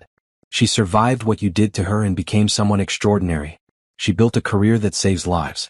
She earned respect through sheer excellence. And she learned to trust again, to love again, despite having every reason not to. I know, Derek said miserably. I know what I threw away. No, James corrected. You don't, because you never really had her. You had a version of her that you wanted her to be, supportive but not too ambitious, caring but not too focused on her own goals, present but not too demanding of your attention. You never loved the real Natasha. You loved the idea of a wife who made you look good. Derek wanted to argue, but the words died in his throat. Because James was right. I love her exactly as she is, James continued. Ambitious, dedicated, brilliant, focused. I love her late nights in the OR. I love her passion for medicine. I love that she cares more about saving lives than about dinner parties or social status. I love everything you criticized her for. Why are you telling me this? Derek asked. Because I saw how you looked at her in there. Like you'd lost something precious. And I wanted you to know that you did. But it's not a loss you get to mourn. You chose to throw her away. She didn't leave you, you left her. So whatever you're feeling right now, whatever regret or grief or self-pity, you don't get to put that on her. She doesn't owe you closure or forgiveness or anything else. She gave you life itself when she performed that surgery. That's more than you deserved. James turned to go back inside, then paused. She's moved on completely, Mr. Patterson. I suggest you do the same. For everyone's sake. He left Derek alone on the terrace, and Derek felt the weight of those words settle into his bones. James was right. Natasha had moved on. She'd built something beautiful from the ruins Derek had left her in. And he had no right to intrude on that, to burden her with his regrets, to seek absolution she shouldn't have to give. He'd survived physically. The surgery had worked. His heart was beating, would beat for decades more. But emotionally, spiritually, he felt like he was dying anyway, drowning in the consequences of choices he couldn't undo and couldn't escape. When Derek finally returned inside, Amber was talking with business associates. Natasha and James were seated at their table, surrounded by people who clearly respected them, laughing at something someone said. They looked happy. They looked complete. Derek realized he and Amber looked like that too to an outside observer. The successful businessman and his attractive wife. The picture of prosperity. But it was hollow. A performance they'd maintained so long that neither remembered why they'd started. That night, driving home, Amber finally asked, "Are you still in love with her?" "No," Derek said honestly. "I don't think I ever really loved her. Not the way she deserved. Not the way James loves her. That's the problem. I didn't appreciate what I had until I saw her thriving without me." "So what now?" Amber's voice was small, scared. "I don't know," Derek admitted. "I really don't know." But he knew one thing with certainty. Natasha Coleman had won. Not through revenge, not through cruelty, not through any effort at all. She'd won by simply living well, by becoming extraordinary, by finding genuine happiness with someone who treasured her. And Derek would spend the rest of his saved life living with that truth. Dr. Natasha Coleman stood at the front of the teaching amphitheater, a room filled with 50 medical students hanging on her every word. Her pregnant belly made moving around difficult, but she managed, using a pointer to indicate structures on the projected anatomy images. "Cardiac surgery requires 3 things," she said, her voice carrying clearly through the space. "Technical skill, which can be learned. Anatomical knowledge, which can be memorized. And composure under pressure, which must be developed through experience and self-awareness." A student raised her hand. "Dr. Coleman, how did you develop that composure? I feel like I panic every time something unexpected happens." Natasha smiled. "I panic too. Every surgeon does when complications arise. The difference is what you do with that panic. You acknowledge it. I'm scared, this is dangerous, this matters, and then you set it aside and focus on the problem. Your hands stay steady not because you're not afraid, but because you refuse to let fear control your actions." Another student spoke up. "Is it true you performed that pediatric valve replacement using a non-standard approach?" My professor mentioned it in our cardiology lecture. Yes, Natasha confirmed. The standard approach wasn't working due to the patient's size and anatomy. So we modified technique intraoperatively. But that decision wasn't impulsive. It was based on understanding the underlying principles well enough to know when and how to deviate from protocol. She clicked to the next slide, showing a surgical image. This is why you study so hard now. Why you memorize until you dream in medical terminology. Why you practice on simulators until your hands ache. Because someday someone's life will depend on your knowledge and skill, and you need to be ready. The students nodded seriously, scribbling notes. Natasha felt a wave of fatigue wash over her but pushed through. She had 10 more minutes of lecture, then she could sit down. Remember, she concluded, surgery is not about ego. It's not about being the best or getting recognition. It's about the moment when a family gets to take their loved one home healthy. That's the reward. That's what makes the brutal hours and constant stress worthwhile. Questions?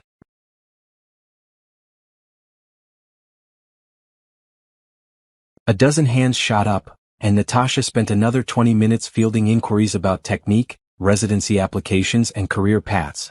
By the time she dismissed the class, she was exhausted. James was waiting outside the amphitheater with a protein bar and water. You did great, but you need to sit down. I'm fine, Natasha protested, even as she gratefully took the food. You're 8 months pregnant with twins and you just stood for 90 minutes teaching, James said firmly.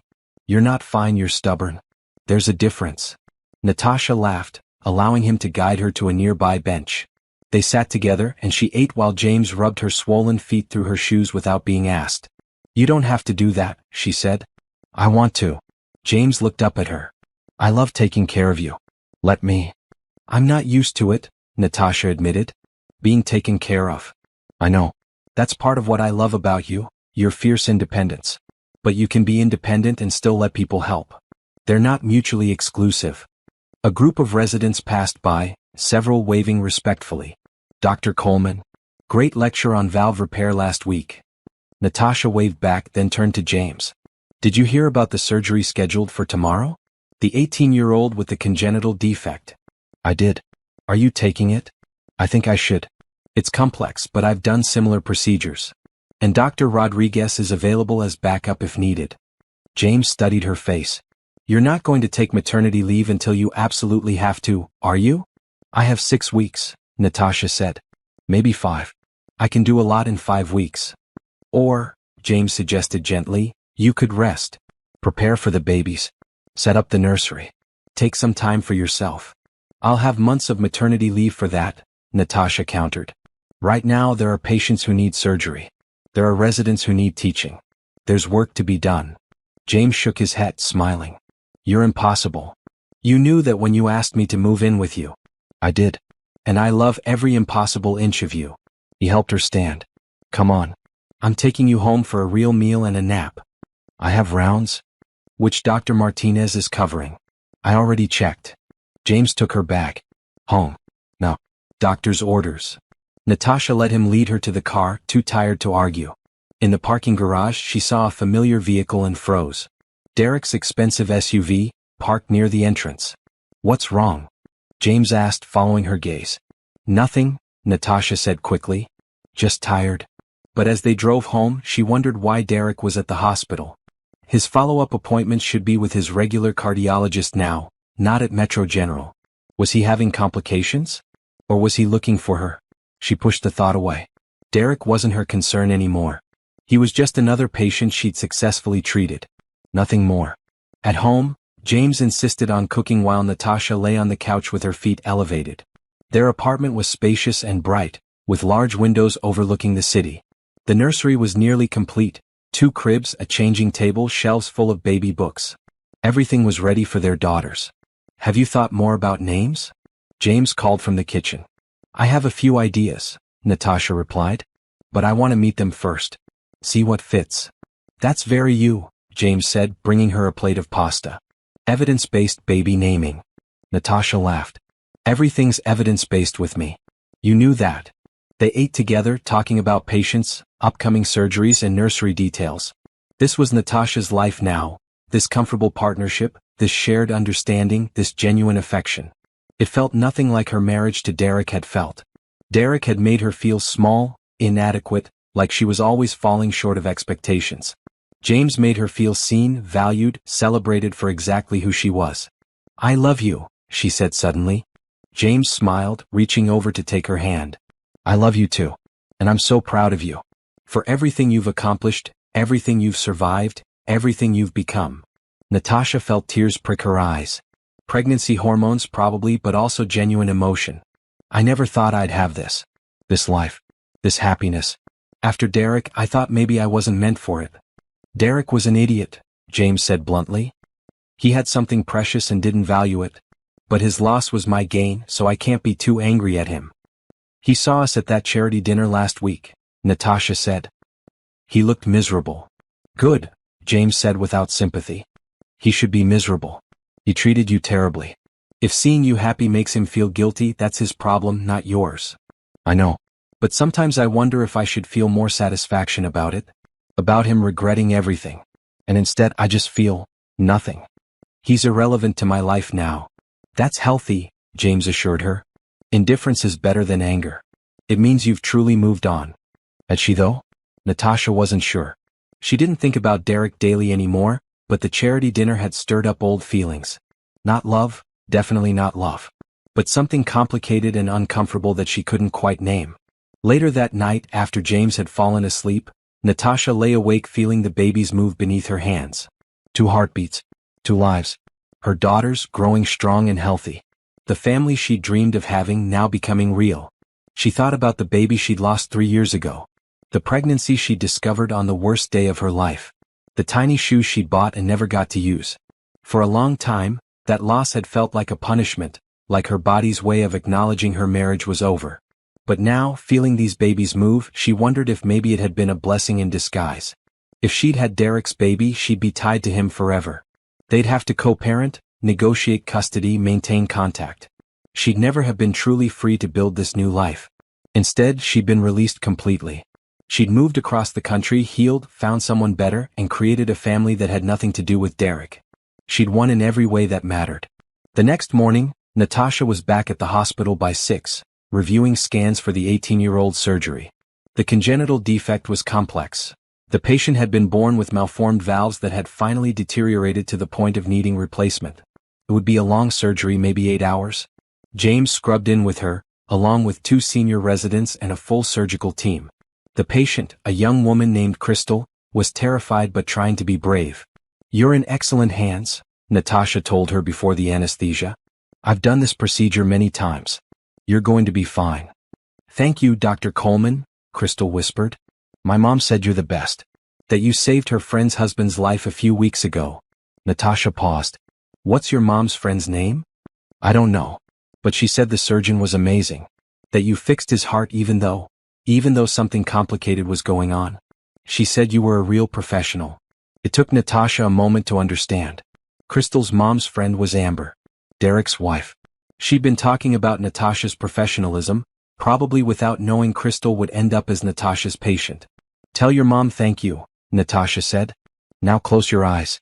Dr. Kim is going to help you sleep, and when you wake up, this will all be over." The surgery took 9 hours. The defect was worse than the scans had indicated, requiring extensive repair work. Natasha's hands cramped from the delicate work. Her back ached from standing. Her pregnant belly made reaching difficult. But she persevered, focused entirely on the young woman on her table. Finally it was done.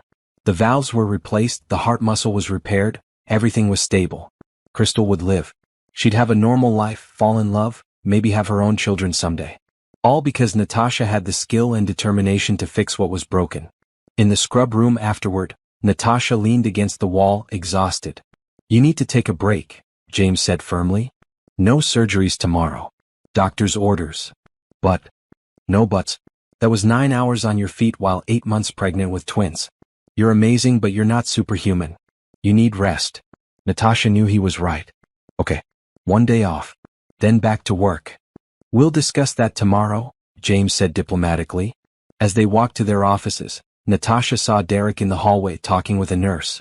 He looked healthier than at the charity dinner. Some color had returned to his face, his posture was stronger. He was recovering well from the surgery. Their eyes met across the corridor. Derek looked like he wanted to approach, But Natasha subtly shook her head and kept walking. She had nothing more to say to him. Nothing he needed to hear. She'd saved his life, proving she was better than his cruelty. She'd built a career he could never diminish. She'd found love he couldn't contaminate. She'd created a future he wasn't part of. That was enough. That was everything.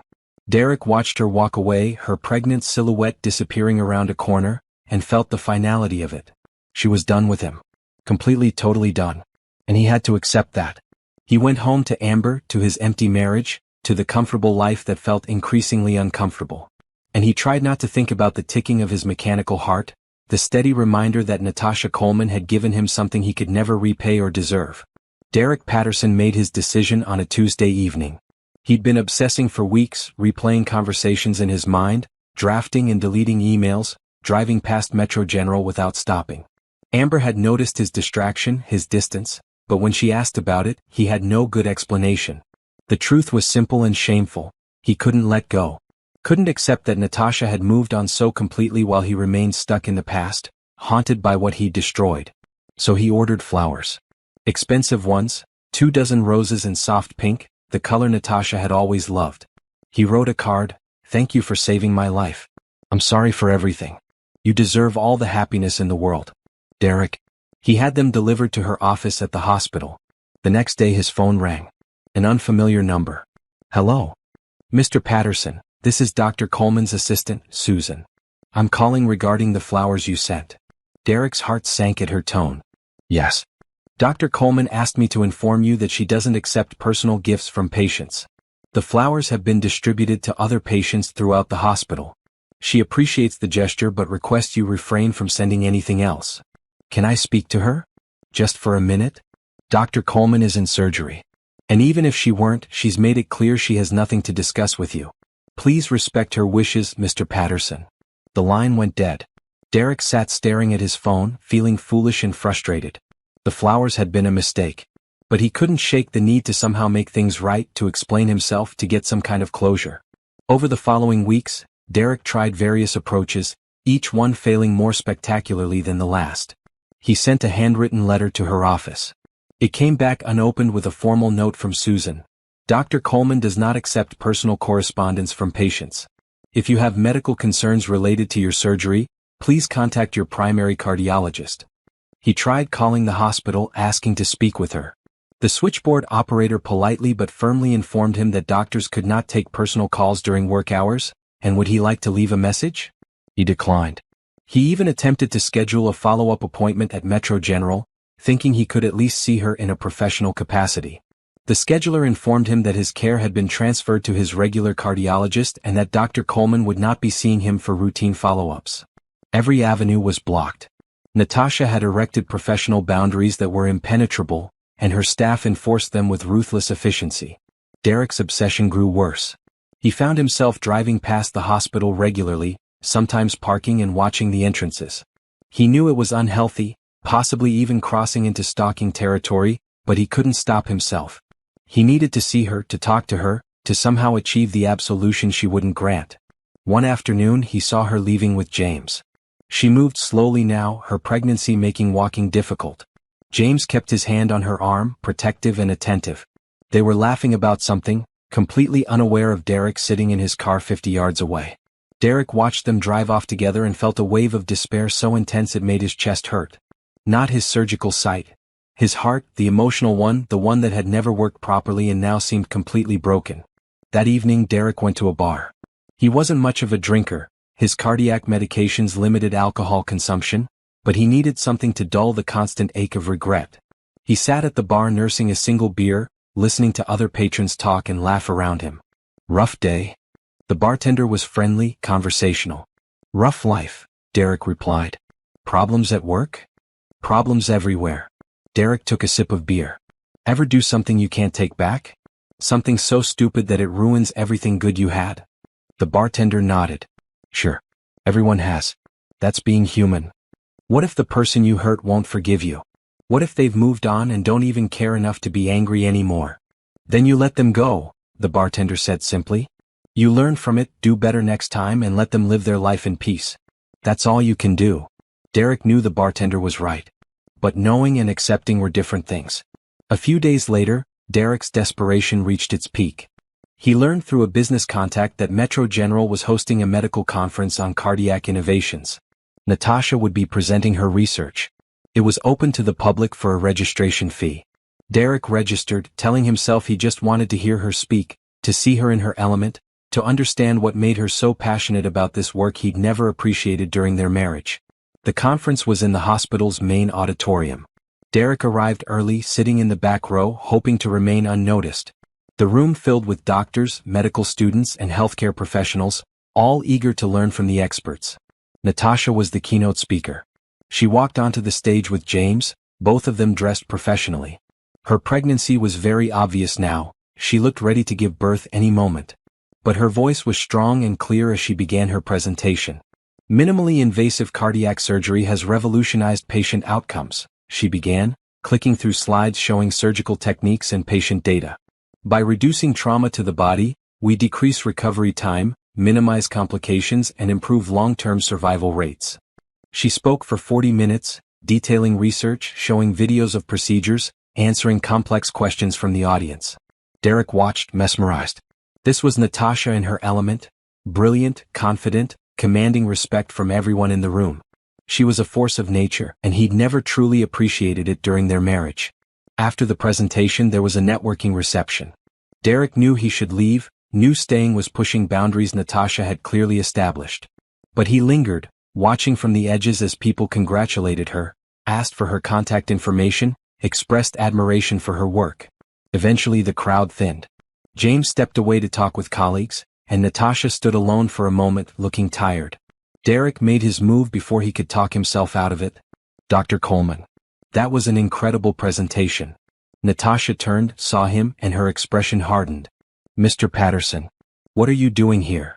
I wanted to hear you speak. To understand what you do. That's inappropriate, Natasha said flatly. We're not friends. We're not anything except doctor and former patient. You need to leave. Please, Derek said desperately. Just give me 5 minutes. I need to apologize properly. I need you to understand. Understand what? Natasha interrupted, her voice sharp now. That you're sorry? I know you're sorry. You've made that clear through multiple inappropriate attempts to contact me. But your regret is your problem, Derek, not mine. I don't owe you forgiveness. I don't owe you closure. I don't owe you anything. I just want to explain. Explain what? That you cheated because I was working too much? That you ended our marriage because I didn't prioritize your needs? That you dismissed our baby because it was inconvenient? I lived through all of that, Derek. I don't need explanations. I need you to leave me alone. People were starting to notice the confrontation. James had turned, seeing Derek, and immediately beginning to move toward them. Natasha held up a hand, stopping him, handling this herself. You got your life back, Natasha continued, her voice low but intense. You got to marry Amber, keep your business, continue your comfortable existence. You lost nothing except a wife who was too focused on her career. That's what you told people, right? That I chose medicine over you? Well, you were right. I did choose medicine. And it was the best decision I ever made because medicine gave me purpose, respect, and eventually a family with someone who actually values me. I value you, Derek protested weakly. No, you don't, Natasha said firmly. You value the idea of me now that you see what I became. You value the prestige of being connected to a successful surgeon. You value the ego boost of thinking I still care about you. But you don't value me as a person. You never did. James reached them, his expression carefully neutral. Is there a problem here? Mr. Patterson was just leaving, Natasha said, not breaking eye contact with Derek. He won't be bothering us again. Derek, James said, his voice friendly but with an edge of warning, I think it's time for you to go home to your wife. Leave Natasha alone. She's asked you nicely multiple times. Don't make this become a hospital security issue. Derek looked between them, Natasha's cold certainty, James's protective stance, and felt the last of his hope crumble. They were a united front. There was no crack he could exploit, no opening he could use to insert himself back into her life. I'm sorry, he said one more time, knowing it was useless. I know, Natasha replied. Now go. Derek walked out of the auditorium, through the hospital corridors he'd walked as a patient, out into the parking lot where his expensive car waited. He sat behind the wheel for a long time, his hands shaking, his chest tight with emotions that had nothing to do with his repaired valve. He'd thought apologizing would help. He'd thought if he could just make Natasha understand his remorse, she'd grant him some measure of forgiveness. He'd thought closure was something he could achieve through persistence. But he'd been wrong. Closure wasn't something Natasha could give him. It was something he had to give himself. And that meant accepting that she didn't need his apologies, didn't want his explanations, and didn't think about him at all. She'd moved on completely. He was a footnote in her story, a brief chapter about surviving betrayal and becoming stronger. She was a major figure in his story, the woman he'd lost through his own stupidity, the symbol of everything he'd taken for granted. That asymmetry was painful but truthful. He mattered to her past. She mattered to his present and future, even though she wasn't part of either. At home, Amber was waiting, having made dinner. She looked hopeful when he walked in, like maybe tonight he'd finally be present, finally be the husband she'd signed up for. "How was your day?" she asked. Derek looked at her, young, pretty, willing to love him if he'd let her. Willing to build a life together if he'd stop obsessing about the past. She deserved better than what he was giving her. "It was long," he said. "But I think I finally understand something I should have learned a long time ago." "What's that?" "That some things can't be fixed. Some mistakes are permanent. And the best thing I can do is accept that and move forward." Amber studied his face. "Are you talking about Natasha?" "Yes. But also us." Derek sat down, suddenly exhausted. "I haven't been fair to you, Amber. I've been living in the past, obsessing about my ex-wife, making you compete with a ghost. That's not okay." "No, it's not," Amber agreed quietly. "I love you, Derek, but I can't keep being compared to someone you destroyed and then mourned. Either you're with me, really with me, or we need to end this." Derek knew she was right. He had a choice. He could keep drowning in regret, keep obsessing about Natasha, keep trying to rewrite history. Or he could let go, focus on his actual present, try to build something real with the person who was actually in his life. "I want to try," he said. "To be present. To move forward. I don't know if I can do it, but I want to try." Amber nodded slowly. "Then try. Really try. Because I'm not waiting forever." They ate dinner in careful conversation, both of them navigating this new honesty between them. It wasn't perfect. Derek still felt the ache of regret, still thought about Natasha more than he should. But maybe that was okay. Maybe he could carry those feelings while also trying to be better for the person who'd chosen to stay. Meanwhile, at the hospital, Natasha had gone into labor. Her water broke during the reception, and James had rushed her to the maternity wing, calling ahead to their obstetrician. "Twins don't wait for convenient timing," Dr. Sarachin said cheerfully, examining Natasha. "But you're both doctors. You know that." "I know," Natasha said through a contraction. "But I had 2 more surgeries scheduled this week." "They'll manage without you," James said firmly, holding her hand. "Right now you focus on bringing our daughters into the world." The labor was long, 16 hours, but uncomplicated. Just after dawn the next morning, 2 healthy baby girls were born, each weighing just over 5 pounds. Natasha held them both, these tiny perfect humans she and James had created, and felt a completeness she'd never experienced before. "They're beautiful," James whispered, tears streaming down his face. "You're beautiful. This is everything." "This is everything," Natasha agreed. In that moment, Derek Patterson didn't exist in her thoughts. Her failed first marriage was irrelevant. The pain of her previous miscarriage was healed. There was only this, 2 babies, 1 partner, a life full of love and purpose and meaning. She'd won. Not through revenge or retribution, but through simply living well. Through becoming someone extraordinary. Through finding happiness despite the pain of her past. And that was the greatest victory of all. 6 months passed with the beautiful chaos that only newborn twins could bring. Natasha had taken a full 3-month maternity leave, longer than she'd initially planned, but James and the hospital administration had insisted. "You can't save other people's hearts if you don't take care of your own family," the chief of surgery had told her, and Natasha couldn't argue with that logic. Her daughters, Grace and Hope, names chosen for their meaning rather than their popularity, were thriving. Grace was the serious one, studying faces with intense concentration. Hope was the smiler, finding joy in everything.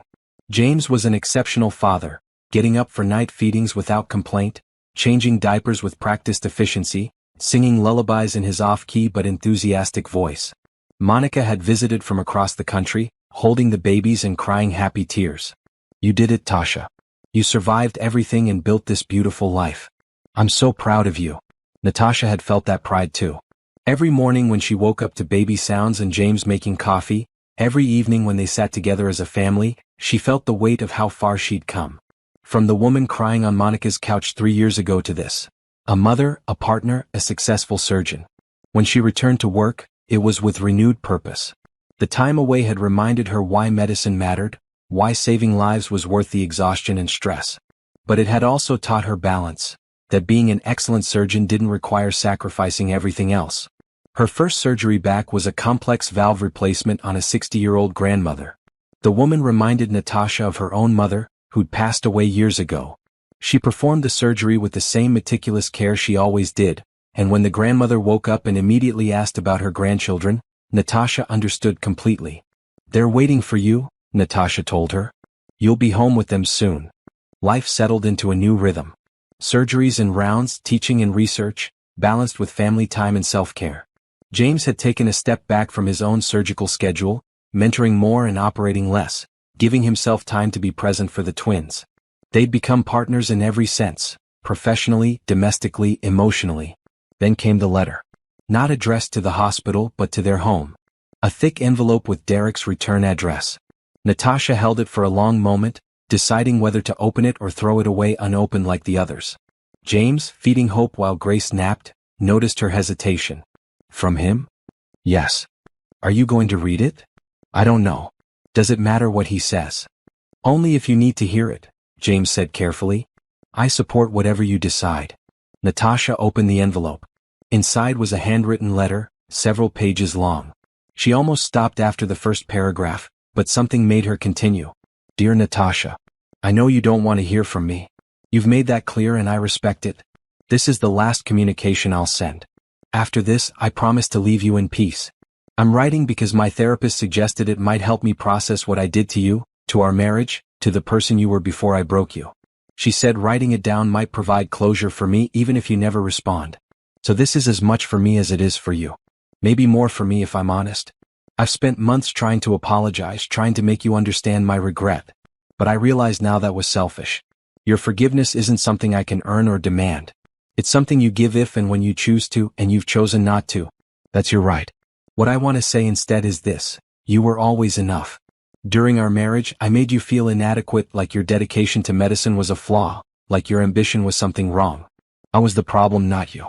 I was insecure about my own achievements and resentful that you were building something more meaningful than real estate development. I wanted you to be smaller so I could feel bigger. That was cruel and unfair. I destroyed our marriage not because of anything you did wrong, but because I was too immature to appreciate what I had. You were working 18-hour shifts to become excellent at something that saves lives. I was building condos and acting like I was doing something important. The disparity bothered me, so I tore you down instead of celebrating you. The affair with Amber wasn't about her being better than you or giving me something you didn't. It was about ego and cowardice. She was easy. She didn't challenge me or make me feel inadequate by being extraordinary. She just agreed with everything I said and made me feel like I was impressive. You had your own opinions, your own goals, your own identity separate from being my wife. And instead of loving that about you, I resented it. When you told me you were pregnant, I should have been thrilled. We talked about having children someday. But I'd already decided to leave, and a baby would have complicated that. So I said something unforgivable. I told you to get rid of it. I dismissed our child like it was nothing. And then you lost the baby, and I told myself it wasn't my fault, that it was just bad timing. But I know the stress of the divorce and my cruelty contributed to that miscarriage. I carry that guilt every day. I've seen you twice since the surgery, at the charity dinner and at your presentation. Both times I saw how happy you are, how successful you've become, how loved you are by James and respected by your colleagues. I saw that you built everything you said you would, and you did it without me. Maybe because you were finally free of me. I'm not writing this to ask for forgiveness. I'm writing to tell you that you were right about everything. You were right that I was holding you back. You were right that I didn't value your ambitions. You were right that I was selfish and cruel. You were right to move on completely and build a life without me in it. I hope your daughters grow up knowing their mother is exceptional. I hope they learn from your strength and determination. I hope they never settle for someone who makes them feel small. I'm trying to do better. I'm in therapy. Amber and I are working on our marriage, trying to build something honest instead of something based on rebellion and ego.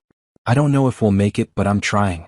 Not to win you back. I know that door is permanently closed, but because I want to be better than the man who hurt you. Thank you for saving my life.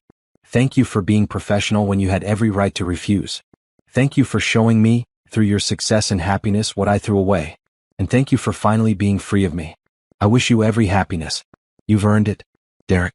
Natasha finished reading and set the letter down. She felt something. Not forgiveness exactly. Not absolution. But maybe understanding. Derek had finally stopped trying to minimize what he'd done. He'd stopped making excuses. He'd accepted responsibility and acknowledged the full weight of his cruelty. It didn't change the past. It didn't heal the old wounds instantly. But it felt like the period at the end of a long, painful sentence. Final. Complete. What did it say? James asked gently. That he knows he was wrong. That I was always enough. That he's sorry. Natasha looked at her sleeping daughter. Everything he should have said 3 years ago but didn't. How do you feel? Like I can finally close that chapter completely. Not because he gave me permission but because he finally stopped trying to rewrite history. He accepted the truth. That feels like closure. James nodded. Are you going to respond? No. What would I say? I don't forgive him in the way he probably wants. I don't wish him ill, but I don't particularly wish him well either. He's just someone I used to know. Someone I've moved past. Responding would reopen a door I want to stay closed. That's fair. Natasha put the letter in a drawer. Maybe someday she'd show it to Monica, or maybe she'd just leave it there, unimportant and forgotten. Either way, it didn't have power over her anymore. 3 weeks later, Natasha received a phone call from Stanford University.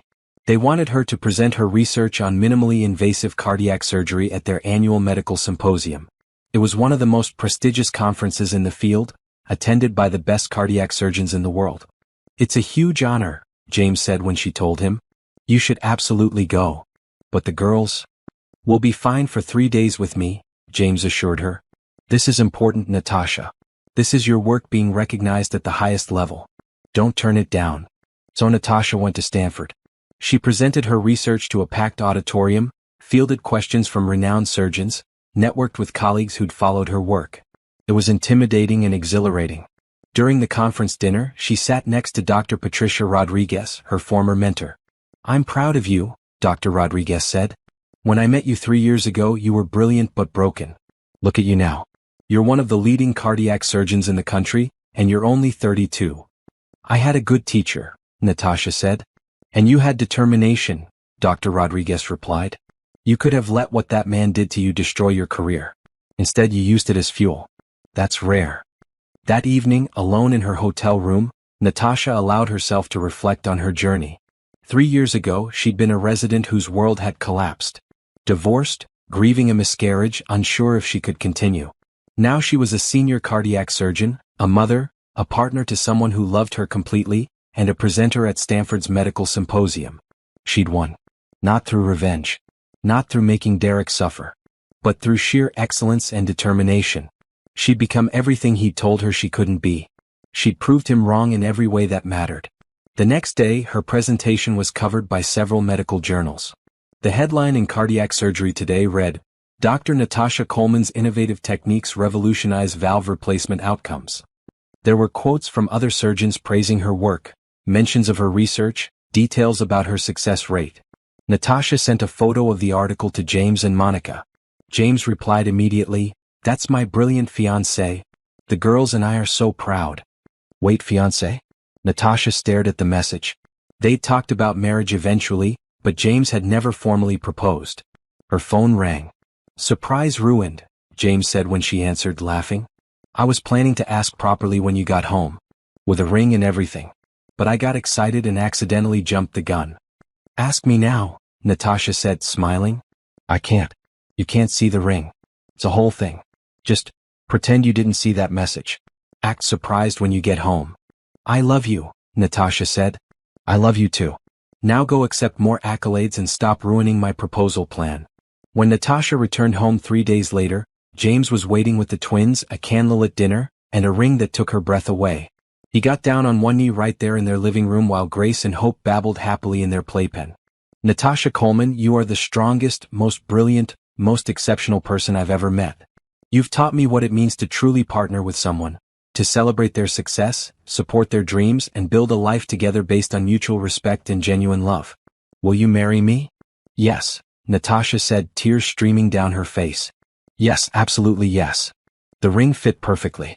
They kissed while the twins clapped their small hands, delighted by the excitement even if they didn't understand it. That night, after James had fallen asleep, Natasha stood at the window holding Hope, who'd woken for a late-night feeding. She looked out at the city lights, at the world that had once seemed so dark and now felt full of possibility. She thought about Derek briefly, not with anger or pain but with indifference. He was living his life somewhere in this city. Maybe he and Amber were happy. Maybe they weren't. Either way, it had nothing to do with Natasha anymore. She'd survived his betrayal. She'd built something beautiful from the ruins. She'd proved that the cruelty of one person didn't have to define your entire life. She'd won by becoming someone extraordinary, someone respected, someone loved. And now she was getting married to a man who valued every part of her, who celebrated her ambition, who shared her dreams. She was raising daughters who would grow up seeing their mother as strong and capable. She was saving lives, teaching residents, changing medicine. This was her victory. Not dramatic. Not vengeful. Just a quiet, profound triumph of survival and excellence. Hope finished nursing and fell asleep in Natasha's arms. Natasha carried her to the nursery, placed her gently in her crib beside Grace, and stood watching them both breathe peacefully. "You're going to have such a different life than I did," she whispered. "You're going to know you're valued. You're going to see what partnership looks like. You're going to learn that you can be ambitious and loving, successful and kind, that you don't have to choose between career and family. You're going to know you're enough exactly as you are." She kissed them both and returned to bed, sliding in beside James, who automatically reached for her even in sleep. This was happiness. This was success. This was everything she'd ever wanted and more than she'd dared to hope for after Derek. She'd won. Completely, finally, beautifully.